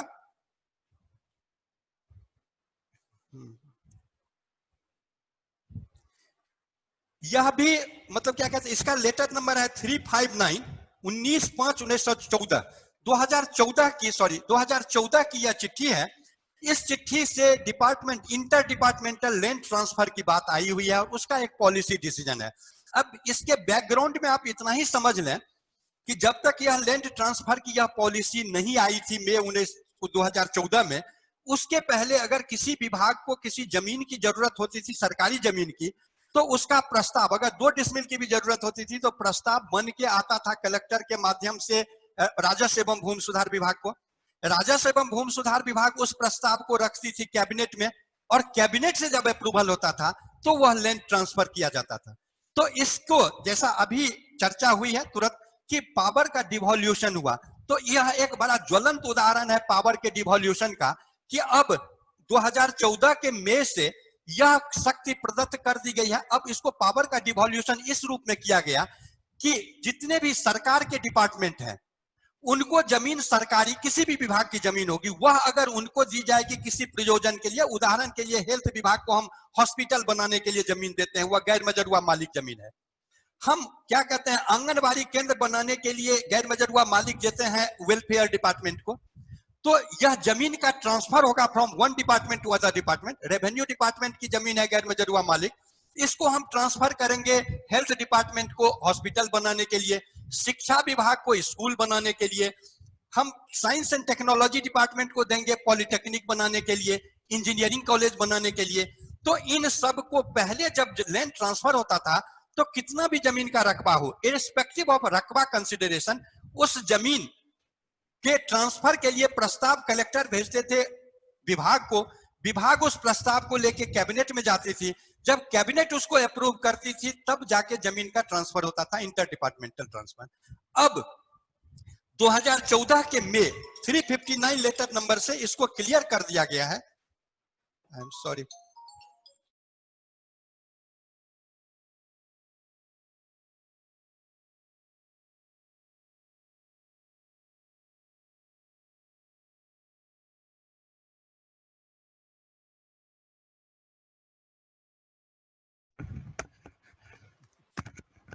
आई एम सॉरी भाई, थोड़ा डिस्टरबेंस। हाँ, लैंड ट्रांसफर की बात हम कर रहे थे। तो किसी भी डिपार्टमेंट की जमीन हो, वह अगर मान लिया जाए किसी एग्रीकल्चर का फार्म, जब आप ब्लॉक में जाएंगे तो देखेंगे एक एग्रीकल्चर का बहुत बड़ा, हाँ आप कुछ पूछना चाह रहे हैं जी? हाँ बताइए। नमस्कार सर। नमस्कार सर। नमस्कार सर, आपकी बातें समझ में बहुत अच्छी तरह आती है, लेकिन जहाँ पे लगता है कोई कंफ्यूजन हो तो आपसे बहुत कम ही इंटरेक्ट हो पा रहे थे, बहुत कम ही मौका मिला है, इसलिए आज अच्छा लगा। एक चीज पूछना चाह रहे थे सर, अभी जो आप बताए थे उसी सिलसिले में कि रिटर्न जमाबंदी जो होती है सरकार के द्वारा जब बंदोबस्त की जाती है, हम उस टॉपिक को आज वो टॉपिक नहीं है। हम लैंड रिफॉर्म्स एक्ट, मैंने खुद ही कहा है कि लैंड रिफॉर्म्स एक्ट पर में हम एक दिन का क्लास आपके साथ में शेयर करेंगे, और उसमें हम आपको इन सभी जो मतलब क्या कहते हैं आपकी आशंकाएं हैं उसको हम दूर करेंगे। अभी हम चाह रहे थे कि लैंड ट्रांसफर और परपेचुअल लीज, ये दो बड़े इंपॉर्टेंट इश्यूज हैं जो आपके सर्वे एंड सेटलमेंट के काम के लिए बड़ा उपयोगी होगा। उस दोनों की हम चर्चा कर देना चाह रहे थे अभी। ठीक है सर, बाद में पूछ लेंगे। हाँ एग्जैक्टली, हम अगले दिन लैंड रिफॉर्म्स एक्ट पर आवेंगे तो उसकी चर्चा हम खुद ही करेंगे। हाँ, लैंड ट्रांसफर की बात, हाँ पूछिए अविनाश कुमार। सर हाँ हाँ sir, good afternoon sir. Sir जैसे एक हम चर्चा कर रहे थे क्रय नीति के तहत, हाँ हाँ तो क्रय नीति के तहत सर जैसे बेनिफिशियरी को डायरेक्ट किसी रैयत से जमीन डीड के थ्रू दे दिया जाता है। हाँ हाँ तो सर हम, और वो नॉन सेलेबल मतलब नॉन ट्रांसफरेबल होता है, तो हम ये कैसे जानेंगे कि उसको इस प्रोग्राम के तहत, महादलित विकास योजना के तहत उसको जमीन मिला है? तो उसके डीड में तो लिखा हुआ है ना। अच्छा, उसका वो डीड डीड होगा। में सर, आप जब एक सेकेंड, जब आप खानापुरी करने के लिए जाएंगे तो आप हर आदमी से मांगेंगे ना कि आपकी यह जमीन है, उसका क्या साक्ष्य है आपके पास में। तो कोई बंदोबस्ती का पर्चा देगा, कोई सेल डीड देगा, कोई मतलब क्या कहते हैं, हम खतियानी मेरा पुश्तैनी जमीन है तो मेरे नाम से, मेरे फादर के नाम से जमाबंदी थी, आज मेरे नाम से दाखिल खारिज होकर मेरे नाम से जमाबंदी चल रही है, तो हम अपना लगान रसीद आपको देंगे। आप अभी काम नहीं किए, जब आप काम करने के लिए जाएंगे, जब खानापुरी के स्टेज में आप जाएंगे तो हर प्लॉट का किसके नाम से हम खाता खोले तो उसका कोई आधार होगा ना। जी सर, जी सर। तो वो आपको देगा ना कि डीड की मेरे को सब जमीन क्रय करके दिया गया है, वही डीड उसका आधार होगा। अच्छा, वो डीड में सर मेंशन रहता है कि किसके थ्रू इनको ये डीड का फॉर्मेट राजस्व एवं भूमि सुधार विभाग ने भेजा। ऐसा नहीं है कि अपने मन से कोई डीड का फॉर्मेट बना लेगा। जो स्टैंडर्ड फॉर्मेट है उसी में उसको डीड को एक्सिक्यूट करना है, और उसमें लिखा हुआ है कि यह क्रय नीति के तहत दिया गया है। This is not saleable, this is inheritable, this is not saleable, not transferable, सभी बातें उसमें लिखी हुई है। Thank you sir. तो आप जब भी जाएंगे तो एक आप सुना होगा यादाश्त पंजी। जी आप जब किसी का खाता खोलेंगे तो यादाश्त पंजी में उसका आधार आप अंकित करेंगे। जी। उसी से कल होके अगर मान लिया आप पर कोई शिकायत कर दे कि आपने अमुक जमीन का खाता जो खोला हुआ गलत आदमी के नाम से खोल दिया, तो आप कहाँ, आपकी जो जांच होगी तो कहाँ देखा जाएगा? यादाश्त पंजी को देखा जाएगा कि वहां एंट्री है कि ये जमीन किस आधार पर में हमने खाता खोला है। समझ गए? जी सर, जी सर। तो यादाश्त पंजी को बड़ा मेंटेन करना है जुडिशियसली, अच्छे से। हाँ, लैंड ट्रांसफर की बात कर रहे थे हम। लैंड ट्रांसफर डिफरेंट डिपार्टमेंट्स की, जब आप ब्लॉक में जाएंगे काम करने के लिए तो आप पाएंगे कि एक बड़ा सा टुकड़ा एग्रीकल्चर फार्म के रूप में है, एक बहुत बड़ा सा टुकड़ा साइंस एंड टेक्नोलॉजी की है, किसी कॉलेज को बनाने के लिए जमीन एक्वायर किया गया, आज के डेट में वह जमीन कभी नहीं बन पाया वह कॉलेज, या स्वास्थ्य विभाग की बहुत सारी जमीन है, एजुकेशन विभाग की बहुत सारी जमीन है, बड़े बड़े विद्यालय के कैंपस है। हो सकता है कि उतने जमीन की आज जरूरत नहीं है, हम उसमें से पार्ट ऑफ द लैंड किसी ज्यादा महत्वपूर्ण काम के लिए लगावे। तो यह जो ट्रांसफर की नीति है उसको आप मोटा मोटी ऐसे समझ लीजिए कि राज्य सरकार के किसी एक डिपार्टमेंट की जमीन अगर दूसरे डिपार्टमेंट को दी जाती है तो वह निःशुल्क होगा, उसमें किसी प्रकार के फी की जरूरत नहीं है। क्लियर है? दूसरा इंग्रेडिएंट यह है कि 3 एकड़ तक जमीन अगर ट्रांसफर की बात है तो कलेक्टर उसके सक्षम प्राधिकार हैं, कलेक्टर ही उसमें ऑर्डर कर देंगे कि यह जमीन ट्रांसफर का ऑर्डर कर देंगे अप टू 3 एकड़, 1 एकड़, 1.5 एकड़, 2.5 एकड़, 2.25 एकड़, 3 एकड़ तक। और अगर जमीन का रकबा 3 एकड़ से ज्यादा है और 5 एकड़ तक है तो वैसे स्थिति में अभिलेख बन के वह जाएगा डिविजनल कमिश्नर के पास में, और डिविजनल कमिश्नर उसमें स्वीकृति देंगे तो 5 एकड़ तक जमीन ट्रांसफर होगा इंटर डिपार्टमेंटल दूसरे डिपार्टमेंट को। और 5 एकड़ से जमीन अगर ज्यादा रहेगा तो वैसी स्थिति में वह प्रपोजल बन के आवेगा राजस्व एवं भूमि सुधार विभाग और कैबिनेट में उसको रखा जाएगा और कैबिनेट के अप्रूवल से जमीन का ट्रांसफर किया जाएगा। तो ये मतलब चैनल है 3 एकड़, 5 एकड़ और 5 एकड़ से ज्यादा, ये 3 प्राधिकार हैं, कलेक्टर, कमिश्नर और कैबिनेट, ये 3 प्राधिकार हैं। अब इसके अंदर में चलिए तो यह आपको समझना होगा कि जिस विभाग की जमीन है और जिस विभाग को वह जा रही है दोनों की सहमति आवश्यक है, रिसिपिएंट डिपार्टमेंट और डोनर डिपार्टमेंट। अगर राजस्व एवं भूमि सुधार विभाग ने किसी मतलब क्या कहते हैं किसी को कॉलेज बनाने के लिए शिक्षा विभाग को जमीन 3 एकड़ दिया तो वैसी स्थिति में राजस्व एवं भूमि सुधार विभाग की सहमति होगी कि हम दे रहे हैं और शिक्षा विभाग की सहमति होगी, उसका रिक्विजिशन होगा कि हमको चाहिए। तो रिसिपिएंट एंड डोनर, इस केस में रिसिपिएंट है शिक्षा विभाग, डोनर है राजस्व विभाग, तो दोनों की जब सहमति होगी, एक का रिक्विजिशन होगा, एक की सहमति होगी, तो जाके वह मतलब क्या कहते हैं जमीन का ट्रांसफर होगा। अब यहाँ यह है कि अगर मान लीजिए शिक्षा विभाग की जमीन कृषि विभाग को जाएगी, कृषि विभाग की जमीन साइंस एंड टेक्नोलॉजी डिपार्टमेंट को जाएगी, तो दोनों के स्टेट लेवल पदाधिकारी से उसमें मतलब क्या कहते हैं एनओसी चाहिए, नो ऑब्जेक्शन। लेकिन राजस्व एवं भूमि सुधार विभाग गैर मजरूआ आम खास जमीन केसरे हिंद जमीन अगर ट्रांसफर हो रहा है किसी दूसरे डिपार्टमेंट को, तो उसके लिए राजस्व एवं भूमि सुधार विभाग में प्रस्ताव नहीं आवेगा। उसके लिए राजस्व एवं भूमि सुधार विभाग ने कलेक्टर ऑफ द डिस्ट्रिक्ट को ऑथोरिटी दे दिया है कि आप हमारे रिप्रेजेंटेटिव हो, आप नो ऑब्जेक्शन दे दीजिए। तो कलेक्टर के द्वारा नो ऑब्जेक्शन दिए जाने पर में इंटर डिपार्टमेंटल ट्रांसफर होता है गैर मजरूआ जमीन की, बस राजस्व एवं भूमि सुधार विभाग की जमीन का। वह गैर मजरूआ आम होगा, खास होगा, केसरे हिंद होगा, खास महाल होगा। क्लियर है? और इसके बाद इसमें एक और मतलब क्या कहते हैं इंग्रेडिएंट यह है कि जब भी बोर्ड कॉरपोरेशन को जमीन दी जाएगी, मान लिया जाए म्यूनिसिपैलिटी को जमीन दी जाती है, टूरिज्म डेवलपमेंट कॉरपोरेशन को जमीन दी जाती है, या किसी भी बोर्ड और कॉरपोरेशन को अगर जमीन दी जाती है सरकारी जमीन, तो वैसी स्थिति में ट्रांसफर तो होगा और कॉरपोरेशन को, बोर्ड और कॉरपोरेशन को अगर जमीन दी जाएगी तो हर हालत में बोर्ड और कॉरपोरेशन से उस जमीन की जो मार्केट वैल्यू है हम उसको सशुल्क देंगे। यह कहा जाए कि उसकी जो कीमत है वह राज्य सरकार के खाते में जमा किया जाएगा। अब अगर राजस्व विभाग की जमीन है, गैर मजरूआ जमीन है, तो यहाँ का हमारा राजस्व एवं भूमि सुधार विभाग का 2029 हेड है, उसमें वह पैसा जमा होगा, तब हम बोर्ड कॉरपोरेशन को देंगे। लेकिन इसमें एक अपवाद यह है कि बिजली की जो कंपनी है, बिजली कंपनी को जमीन 1 एकड़ तक, वह मतलब क्या कहते हैं दीनदयाल उपाध्याय योजना के तहत, उस मत के तहत जो भी अगर किसी प्रकार का कोई संरचना बिजली कंपनी के द्वारा बनाया जाता है या किसी उपयोग में लाया जाता है, बिजली के प्रोडक्शन के लिए, बिजली के मतलब क्या कहते हैं डिस्ट्रीब्यूशन को ऑगमेंट करने के लिए, किसी भी प्रयोजन के लिए दीनदयाल उपाध्याय योजना के तहत 1 एकड़ तक जमीन, वह ऑल्दो वह बोर्ड है, कॉरपोरेशन है, लेकिन उसको हम 1 एकड़ तक जमीन कलेक्टर को ही पावर दिया हुआ है, निःशुल्क हम देंगे बिजली विभाग को, उसमें किसी प्रकार का शुल्क नहीं लिया जाएगा। मोर ओवर अगर हम नेशनल NHI है,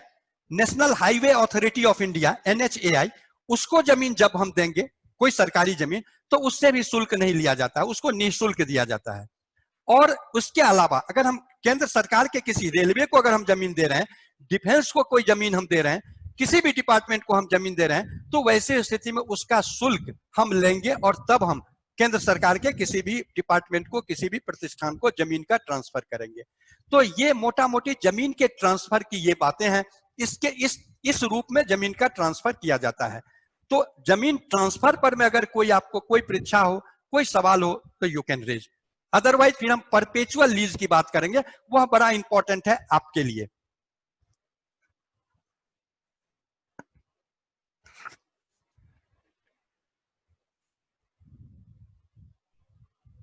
और एक चीज और भी आपको बतला दें कि जब हम गैर मजरूआ मतलब राजस्व विभाग की किसी जमीन को किसी डिपार्टमेंट को ट्रांसफर कर देते हैं, तो वैसे स्थिति में उसका नेचर बदल जाएगा, वह गैर मजरूआ आम खास नहीं लिखा जाएगा, वह जिस विभाग को जमीन जाएगी उस विभाग की विभागीय जमीन के नाम से खतियान में उसकी एंट्री होगी। मतलब क्या कहते हैं, शिक्षा विभाग की जमीन, स्वास्थ्य विभाग की जमीन, साइंस एंड टेक्नोलॉजी विभाग, उस विभाग का जो खाता होगा उसके अंतर्गत आप इस जमीन को लावेंगे।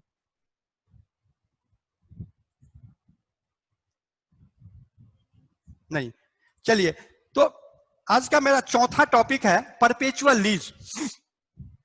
परपेचुअल लीज की चर्चा मैंने एक दिन की थी जब हम आपसे म्यूटेशन की बात कर रहे थे, तो उसमें मैंने यह आपसे शेयर किया था कि सेक्शन 3 को संशोधित करके, सेक्शन 3 जो है म्यूटेशन एक्ट का, उसमें जितने भी इंस्ट्रूमेंट दिए हुए हैं हित अर्जित करने का, उसमें परपेचुअल लीज नहीं है ओरिजिनल एक्ट में।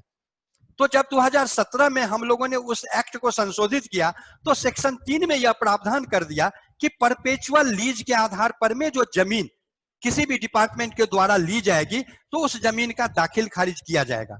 उसका प्रावधान 2017 में इस एक्ट में और इसके नियमावली में किया गया है, सेक्शन 3 में, नियम 3 में किया गया है। अब आप परपेचुअल लीज को आपको यह होगा कि है क्या, व्हाट इज परपेचुअल लीज।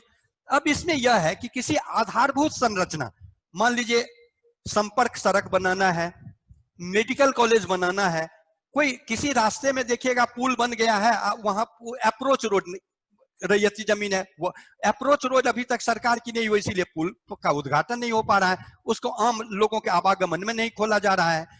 किसी शैक्षणिक संस्था को बनाने के लिए या किसी भी ढंग का, मतलब क्या कहते हैं, कोई अगर स्टेडियम आपको बनाना है तो आपको जो भौतिक संरचना है इसमें विकास के लिए, संरचना के निर्माण के लिए जमीन का लैंड एक्विजिशन और परपेचुअल लीज, दो ढंग से सरकार जमीन लेती है, लैंड एक्विजिशन के तहत और परपेचुअल लीज के तहत। तो लैंड एक्विजिशन का जो नया एक्ट है 2014 का, उसके सेक्शन 104 में यह प्रावधान किया हुआ है कि राज्य सरकार अगर चाहे तो परपेचुअल लीज पर में जमीन ले सकती है और उसके लिए अपना नियमावली उसके लिए तैयार कर सकती है। तो 2000, यह भी 2014 का है। परपेचुअल लीज की जो नीति है वह 2014 की नीति है। इसमें यह प्रावधान वह मतलब क्या, लैंड एक्विजिशन एक्ट के सेक्शन 104 में जो शक्ति राज्य सरकार को दी हुई है, उसके तहत बिहार सरकार ने परपेचुअल लीज नीति बनाया 2014 में। अब परपेचुअल लीज की नीति जब बन गई तो उसके बाद मोटा मोटी आपको यह समझना है कि अगर किसी विभाग को आधारभूत संरचना के लिए जमीन की जरूरत है और वह परपेचुअल लीज पर में जमीन लेना चाहती है, तो ऐसी स्थिति में उसको अपने डिपार्टमेंट में एक कॉम्पिटेंट अथॉरिटी बनाना पड़ेगा, घोषित करना पड़ेगा, अधिसूचित करना पड़ेगा कि कॉम्पिटेंट अथॉरिटी कौन होंगे। मान लिया जाए स्वास्थ्य विभाग को जमीन की जरूरत है तो कॉम्पिटेंट अथॉरिटी कौन होंगे, प्रधान सचिव होंगे या कोई दूसरे होंगे। तो इसके लिए उनको एक कॉम्पिटेंट अथॉरिटी बनाना पड़ेगा और कॉम्पिटेंट अथॉरिटी का यह दायित्व होगा कि वे एसेस करेंगे कि किस काम के लिए कितने जमीन की जरूरत है। वे उसको अनुमोदित करेंगे कि हाँ, हमको स्टेडियम बनाने के लिए 5 एकड़ जमीन चाहिए, उस 5 एकड़ जमीन का टेंटेटिव क्या कॉस्ट होगा, उसको व्यय करने की स्वीकृति, ये सभी बातें कॉम्पिटेंट अथॉरिटी को यह सभी स्वीकृति देना है। अब कॉम्पिटेंट अथॉरिटी के का अगला काम, अब उसको ऐसे समझेंगे कि जब कॉम्पिटेंट अथॉरिटी एक बन गए, उन्होंने यह अनुमोदन कर दिया कि हमको अमुक पर्पस के लिए इतने जमीन की जरूरत है, उसमें इतना टेंटेटिव कॉस्ट आवेगा, उसका वे अनुमोदन कर देंगे। अब परपेचुअल लीज में आगे की बात यह होगी कि वह उनके द्वारा एक कमिटी का गठन किया जाएगा जो जमीन के सुटेबिलिटी को जांच करेगी और वह कमिटी स्थल पर जाके जमीन को देखेगी कि हमारा जो उद्देश्य है, हमको स्टेडियम बनाना है, तो यह स्टेडियम बनाने के लायक है कि नहीं। हमको जुडिशियरी का कोर्ट बनाना है तो जुडिशियरी के कोर्ट बनाने के लायक है कि नहीं। तो इसको वे एसेस करेंगे और अल्टरनेटिव, एक होता है कि एक जमीन को मैंने देखा, एक और दूसरे जमीन को भी मैंने देखा, तो दोनों का डिटेल्स बना के वे कॉम्पिटेंट अथॉरिटी को, वह जो कमिटी गठित होगी वह कॉम्पिटेंट अथॉरिटी को उपलब्ध करावेंगे कि ये ऑप्शंस हैं। और यह जो कमिटी जाएगी, स्थल चयन समिति जो स्पॉट पर जाएगी, वह वहां के जनप्रतिनिधियों से भी सहयोग प्राप्त करेंगे कि भैया इसके अलावा भी कोई जमीन अगर है। मोर ओवर, अगर मान लीजिए एक से ज्यादा रैयतों की जमीन है, हो सकता है 10 रैयत की वह जमीन हो जिसमें हमको स्टेडियम बनाना है, तो 10 से हमको कंसेंट लेना पड़ेगा। तो कॉम्पिटेंट अथॉरिटी का यह दायित्व होगा, जब उनके पास रिपोर्ट आ जाएगा तो उसके बाद से न्यूज़पेपर के माध्यम से, न्यूज़पेपर पर में ऐड प्रकाशित करके हुए सबसे कंसेंट लेंगे। और उसका बेसिक सिद्धांत यह है कि जो लैंड एक्विजिशन का भी सिद्धांत है कि अगर कोई आदमी परपेचुअल लीज पर में जमीन देने को तैयार है तो उसको जमीन का मार्केट वैल्यू जो होगा उसका 4 गुना देहाती क्षेत्र में और 2 गुना शहरी क्षेत्र में उसको पेमेंट होगा। अगर जमीन की कीमत 1 लाख रुपया है तो रैयत को 4 लाख रुपये का भुगतान होगा देहाती क्षेत्र में, और शहरी क्षेत्र में 2 लाख रुपये का उनको भुगतान होगा। मोर ओवर, अगर उस जमीन पर में कोई पेड़ है, कोई बिल्डिंग बना हुआ है, तो ऐसी स्थिति में पेड़ है तो फॉरेस्ट डिपार्टमेंट से उसका वैल्यूएशन करवाया जाएगा। अगर बिल्डिंग है तो बिल्डिंग कंस्ट्रक्शन डिपार्टमेंट से उसका वैल्यूएशन करवाया जाएगा और उतनी राशि का भुगतान जमीन के कीमत के साथ साथ बिल्डिंग का जो कॉस्ट होगा, पेड़ का जो कॉस्ट होगा, उस राशि का भी भुगतान उस रैयत को किया जाएगा। और इसके तहत परपेचुअल लीज पर में जमीन ली जाएगी। लेकिन जमीन लेने की अगली प्रक्रिया यह है कि जब कोई कॉम्पिटेंट अथॉरिटी यह जमीन लेने को निर्णय कर लेता है, रैयतों से सहमति प्राप्त कर लेता है, तो वह प्रस्ताव भेजेगा कलेक्टर के पास में। क्योंकि मान लिया जाए शिक्षा विभाग को जमीन लेना है, उसको जमीन रैयतों से सहमति भी मिल गई है, लेकिन रैयत वह जमीन जिस रैयत ने सहमति दिया है उसी रैयत है कि नहीं, यह जानना तो आवश्यक है। तो इसके लिए राजस्व एवं भूमि सुधार विभाग अथॉरिटी है, हर एक जमीन के बारे में यहाँ डिटेल्स है। तो जो कॉम्पिटेंट अथॉरिटी है वे अपने प्रस्ताव को भेजेंगे कलेक्टर को, कलेक्टर ऑफ द डिस्ट्रिक्ट को, और कलेक्टर ऑफ द डिस्ट्रिक्ट का यह दायित्व है कि वे अंचल अधिकारी से, अनुमंडल पदाधिकारी से, एडिशनल कलेक्टर से, डीसीएलआर से उसकी जांच करा के यह पता कर लें कि एक्चुअली जमीन किसकी है, ताकि गलत आदमी को पैसे का भुगतान नहीं हो जाए। तो जिसकी जमीन है, जब कलेक्टर का रिपोर्ट जाएगा तो उसके आधार पर में जो कॉम्पिटेंट अथॉरिटी है विभाग के वे, और यहाँ पर में हम लोगों ने एक मॉडल डीड का फॉर्मेट भी बना के उन लोगों को दे दिया। इसका पार्ट 2 जो है परपेचुअल लीज का, पार्ट 1 में प्रोविजन है और पार्ट 2 जो है उसमें मतलब क्या कहते हैं, एक मॉडल फॉर्मेट भी दिया हुआ है कि जिस फॉर्मेट में वह सभी लिखाएगा किससे किससे हम जमीन ले रहे हैं परपेचुअल लीज पर में, और वह रजिस्टर्ड होगा रजिस्ट्री ऑफिस में। लेकिन वह रजिस्टर्ड जो होगा वह वहां पर में कॉम्पिटेंट अथॉरिटी को जाने की जरूरत नहीं है। कॉम्पिटेंट अथॉरिटी क्या करेंगे कि वे अपने विभाग के एक किसी जूनियर पदाधिकारी को, अपने से जूनियर किसी को भी प्राधिकृत कर देंगे और वे जाके रजिस्टर्ड डीड को रजिस्टर्ड करवावेंगे परपेचुअल लीज का, और अकाउंट पे ही चेक के माध्यम से इसका भुगतान होगा और डीड पर में अकाउंट पे ही चेक का भी हवाला किया जाएगा। और इसके पार्ट 2 में जो मतलब क्या कहते हैं मॉडल फॉर्मेट है, उसी में लिखा हुआ है कि परपेचुअल लीज के आधार पर में जो जमीन ली जाएगी that will absolutely vest in the requisitioning department.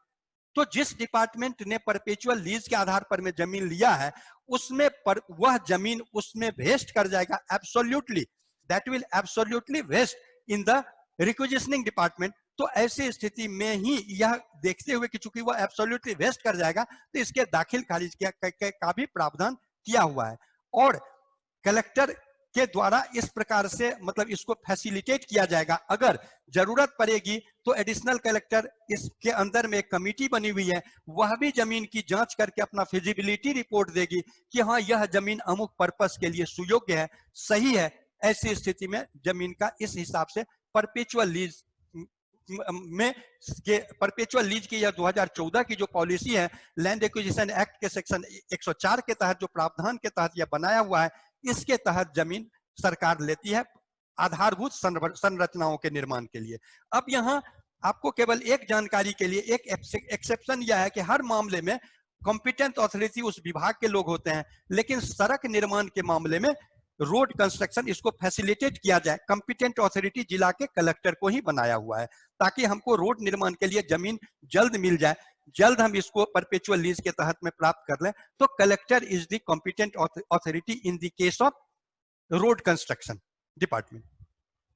अब आपको इसके संबंध में अगर कोई परीक्षा हो, कोई प्रश्न हो तो हमसे पूछिए।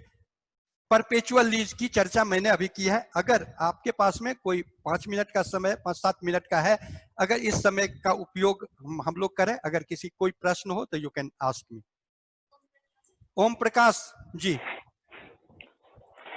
हाँ बताइए सर। हेलो हाँ। सर बताएं सर, परपेचुअल लीज का जो दखल खारिज तो होगा सर, म्यूटेशन होगा, हाँ। तो इसमें खाता सर किसके नाम से, गवर्नमेंट जो लिया है सरकार लीज तो उसके नाम से? हाँ हाँ, जिस डिपार्टमेंट ने लिया परपेचुअल लीज पर जमीन तो जी, जी। उसी के नाम से दाखिल खारिज भी हो गया।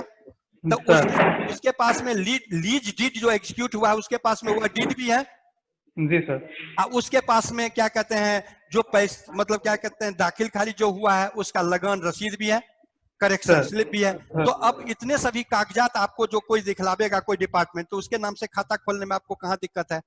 और सर रैयत का अब इसी कलम होगा या नहीं होगा? नहीं, रैयत कहीं नहीं, रैयत तो खत्म हो गया, खत्म हो जाएगा पूरा एकदम। उसको 4 गुना पैसा, 1 लाख रुपये की जमीन का उसको 4 लाख रुपया विभाग ने दे दिया, तो उसके बाद फिर रैयत कहाँ रह गया? तो सर लीज जो नीति है तो इसमें तो एक बाउंडेशन होता है ना, 30 साल 50 साल 60 साल की। इसमें कोई बाउंड नहीं है, इसमें यह सतत है, परपेचुअल है, सदा, इसके लिए इसमें लिखा ही हुआ है सतत, यह सतत है। ठीक, या किसी ईयर विशेष के लिए, समय विशेष के लिए नहीं है। ठीक, थैंक यू सर। और कोई?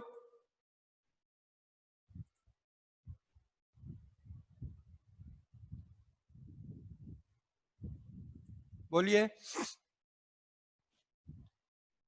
हाँ बोलिए, कौन है? मोहम्मद अख्तर जी, हाँ बताइए। आवाज नहीं आ रही है आपकी। बियाडा का एक जमीन होता है। हाँ हाँ, बियाडा की, जी जी जी, बियाडा की जमीन। ठीक है। जमीन को किसी प्राइवेट व्यक्ति को जो 99 वर्ष के लिए दिया जाता है, वो अपना उसका स्ट्रक्चर खड़ा करता है, उस रीजन में उससे क्या पैसा लिया? जैसे हम की सरकार की कोई जमीन अधिग्रहण करते हैं सरकार के, देखिए बियाडा ने जो जमीन लिया, जमीन बियाडा ने लिया रैयतों से एक्विजिशन करके, और उसको इस उद्देश्य के लिए लिया कि उसका नाम ही है कि मतलब बिहार डेवलपमेंट, क्या कहते हैं, इंडस्ट्रियल डेवलपमेंट के लिए उसने जमीन लिया है। अब उसको टुकड़ा टुकड़ा करके जो कोई आया कि हाँ हम मान लिया जाए बिजली डेवलपमेंट के लिए कोई एस्टेब्लिशमेंट बनावेंगे, हम कोई स्टील का प्रोसेसिंग करेंगे, हम किसी मतलब क्या कहते हैं आज के डेट में मान लिए मास्क बनाएंगे, हम सैनिटेशन से संबंधित बनावेंगे, तो ऐसी स्थिति में कोई आया बियाडा के पास में, तो वह सतत लीज में नहीं देती है, वह 99 ईयर्स के लिए, 30 ईयर्स के लिए वह देती है, ताकि उस पर में उसका अधिकार बना रहता है।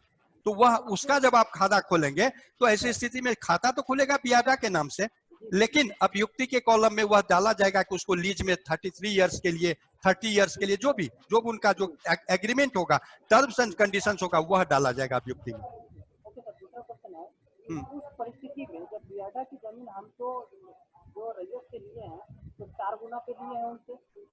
हाँ, नहीं, वहाँ लैंड एक्विजिशन के तहत कार्रवाई होती है, उसमें भी 4 गुना की बात है। हाँ, बियाडा ने लैंड एक्विजिशन के तहत पैसा मतलब जमीन लिया, और वह भी अगर, या मान लीजिए बियाडा अगर लेती है परपेचुअल लीज के तहत तो अच्छी बात है, अगर बियाडा लेगी तो बियाडा के नाम से उसका दाखिल खारिज होगा।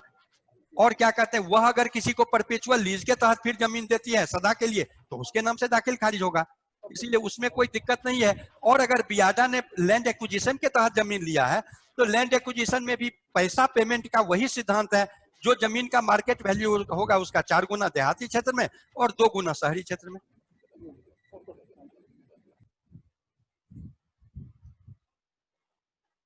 हाँ, देखो सुनील क्या है, मयंक जी, मयंक कुमार जी। हाँ जी, गुड आफ्टरनून सर। हाँ सर, ऑपरेशन बसेरा के बारे में पीडीएफ के बारे में कुछ पीडीएफ मिल सकता है क्या? सबका है, सब विभाग के साइट पर हम आपको जितनी भी बात कह रहे हैं। नहीं सर, अभी हेलो जी, हम जितनी भी बातों की चर्चा कर रहे हैं सब कुछ विभाग के हेलो। हाँ हाँ, आवाज हेलो। नहीं, हाँ बताइए। हाँ सर, वो अभी नहीं मिल रहा था वेबसाइट पर सर। अच्छा, नहीं मिल रहा है तो हम वीरेंद्र जी से बात करते हैं, मिल जाएगा, हम बात कर लेते हैं, अब मिल जाएगा, नो प्रॉब्लम। काहे नहीं मिलेगा जी, आपको काम करने के स्ट्रीम में कोशिश कीजिएगा जी, देखिए आप स्ट्रीम में कोशिश कीजिएगा, मिल जाएगा, ठीक रहता है। देखिए विभाग का क्या उद्देश्य है कि हमारा अच्छे से अच्छा सर्वे सेटलमेंट का काम हो, परफेक्शन के साथ हो, कोई त्रुटि उसमें नहीं रहे, त्रुटि रहित काम करने का उद्देश्य है। तो आपको जिस चीज की जरूरत होगी वह सब आपको उपलब्ध कराया जाएगा।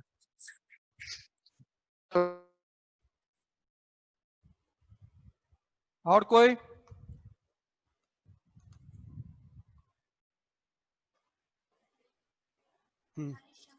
हरिशंकर जी। प्रणाम सर। हाँ प्रणाम, सर, एक दीनदयाल उपाध्याय योजना के तहत सर 1 एकड़ जमीन जो है बिजली विभाग को दी जाती है फ्री में। हाँ, बिजली की जो कंपनीज है ना, नॉर्थ बिहार पावर मतलब कि supply corporation, south Bihar power supply corporation, तो उसको जमीन 1 एकड़ तक निःशुल्क देना है। पहले नहीं था, यह मतलब कि 2019 में यह आया है यह सर्कुलर। सर, NHI को फ्री में मुहैया कराया जाता है। वह इसलिए कि हमारे राज्य का, मान लीजिए हमको 4 लेन बना, तो यह तो राज्य का विकास होता है ना। अच्छा अच्छा। इस डेवलपमेंट को एक्सपेडाइट करने के लिए अभी आप देखते होइएगा मजदूर बाहर से सब घर लौट के आ रहा है। अगर मेरे यहाँ फैक्ट्रीज होता, फैक्ट्री कब बनेगा? जब रोड कम्युनिकेशन ठीक होगा, जब पावर का सप्लाई मिलेगा। इसीलिए आप देखिएगा कि रोड कम्युनिकेशन और पावर दोनों को इंसेंटिव दिया जाता है कि यह तो आधारभूत संरचना के निर्माण में बहुत जरूरी न है, इसीलिए हम NHI को फ्री देते हैं कि जल्दी जल्दी बनाओ रोड, हम जमीन दे रहे हैं। जी जी जी, थैंक यू सर। आप बिजली का ऑगमेंटेशन तेजी से करिए, हम आपको यह छूट दे रहे हैं, समझ रहे हैं सर 1 एकड़ से अगर ज्यादा अगर लेता है बिजली विभाग तो उसका पैसा देना होगा। अच्छा ठीक है, वह सशुल्क होगा 1 एकड़ से ज्यादा। और कोई? उमर फारूक जी। हाँ सर, मेरा क्वेश्चन था कि ये जो लैंड एक्विजिशन वाला जो एक्ट है 2013 का और ये सतत लीज है, जब वो था ही तो इसको लाने का प्रोविजन क्या हुआ सर? उसके लिए हाँ बतला देते हैं। उसमें यह है कि लैंड एक्विजिशन की जो कार्रवाई है वह दैट टेक्स 2 years टाइम। उसमें जितनी भी प्रक्रिया है उससे लंबा टाइम ले लेता है। बहुत लंबा टाइम। अगर मान लिया जाए आपने एक पुल बना दिया और उस पुल पर में जाने के लिए अगर 10 डिसमिल जमीन किसी रैयत की है तो आप उस पुल को ऑपरेट, आपने 10 करोड़ में एक पुल बना लिया और आप वह जो 10 डिसमिल या 1 एकड़ जमीन किसी रैयत की है उस पर में आप जाएंगे, आप नहीं जा रहे हैं, पुल को ऑपरेटिव नहीं बना रहे हैं इसलिए कि वो जमीन आपकी नहीं है। अब आप एक्विजिशन करने जाएंगे तो the matter will get further delay और आप परपेचुअल लीज में आप रैयत से बात करेंगे, रजिस्ट्री ऑफिस जाएंगे, आप 1 सप्ताह में इस काम को कर लेंगे। तो टाइम जो है उसमें बहुत बचत होगी। बस टाइम को कंपनसेट करने के लिए जो है ये एक्ट स्पेशल लाया गया। छोटी छोटी जितने भी योजनाएं हैं, छोटी छोटी योजना को मतलब के लिए जगह। अब आप मान लीजिए अररिया से लेके और क्या कहते हैं बनारस तक में आप 4 लेन बना रहे हैं तो वह परपेचुअल लीज में इतनी जमीन आप नहीं, उसमें आपको लैंड एक्विजिशन में जाना पड़ेगा। लेकिन छोटी छोटी, आप मान लीजिए एक पर्टिकुलर जगह पर एक स्टेडियम बनाना है तो उस स्टेडियम में 5 एकड़ जमीन लेगा, क्यों नहीं हम रैयत से बात करके और तुरंत हम रजिस्टर्ड करवा लें अपने परपेचुअल लीज डीड को और हम वहां बनाना शुरू कर दें, कंस्ट्रक्शन शुरू कर दें। हम एक्विजिशन में जाएंगे तो वह काफी समय लगेगा, कोई ऑब्जेक्शन करेगा। क्लियर है? जी सर, ठीक, थैंक यू। चलिए धन्यवाद बहुत बहुत, फिर मिलते हैं। तो फिर उस दिन और भी कोई प्रश्न हो तो आप लिख के रखेंगे तो हम लोग डिस्कस करेंगे, चाहे किसी भी विषय से संबंधित हो, मतलब राजस्व एवं भूमि सुधार विभाग की योजनाएं, डिफरेंट एक्ट्स, कहीं भी कोई प्रॉब्लम हो। एक कुछ पूछना चाह रहे? हाँ अमृता जी बतलाइए, आप कुछ पूछना चाह रही हैं? नहीं, चलिए तो बहुत बहुत धन्यवाद आपको। अगले सेशन में आपको कोई भी प्रश्न हो, हम वैसे कोशिश करेंगे कि लैंड रिफॉर्म्स की थोड़ी सी चर्चा करें ताकि अभी के जो जितने भी पॉलिसीज हैं उसको 1950 के दशक के साथ उसको जोड़ दें तो आपकी जो समझदारी है वह क्लियर हो जाए, ताकि आपको काम करने में, आप जब जाएंगे अपने क्षेत्र में काम करने के लिए तो आपको दिक्कत नहीं हो। आप जो भी अपना मतलब क्या कहते हैं पेरिज खतियान का बनाएंगे, खेसरा पंजी बनाएंगे, उस सब के साथ साथ में यह जो आपको मतलब क्या कहते हैं कनेक्टिंग पॉइंट हो जाए कि 1950 में क्या आया, लैंड रिफॉर्म्स एक्ट के तहत क्या प्रावधान किया गया, हमने जो सर्कुलर 2014, 15, 16, 17, 18 में किया है और बहुत सारे एक्ट में जो संशोधन किया है उसको हम उसके साथ में कैसे डॉपटेल करें, उसको कैसे इंटीग्रेट करें, वह अगर हम क्लियरली समझ लेंगे तो हमको काम करने में आसानी होगी। वह मेरा विचार है, हमारा मानना है। Thank you very much.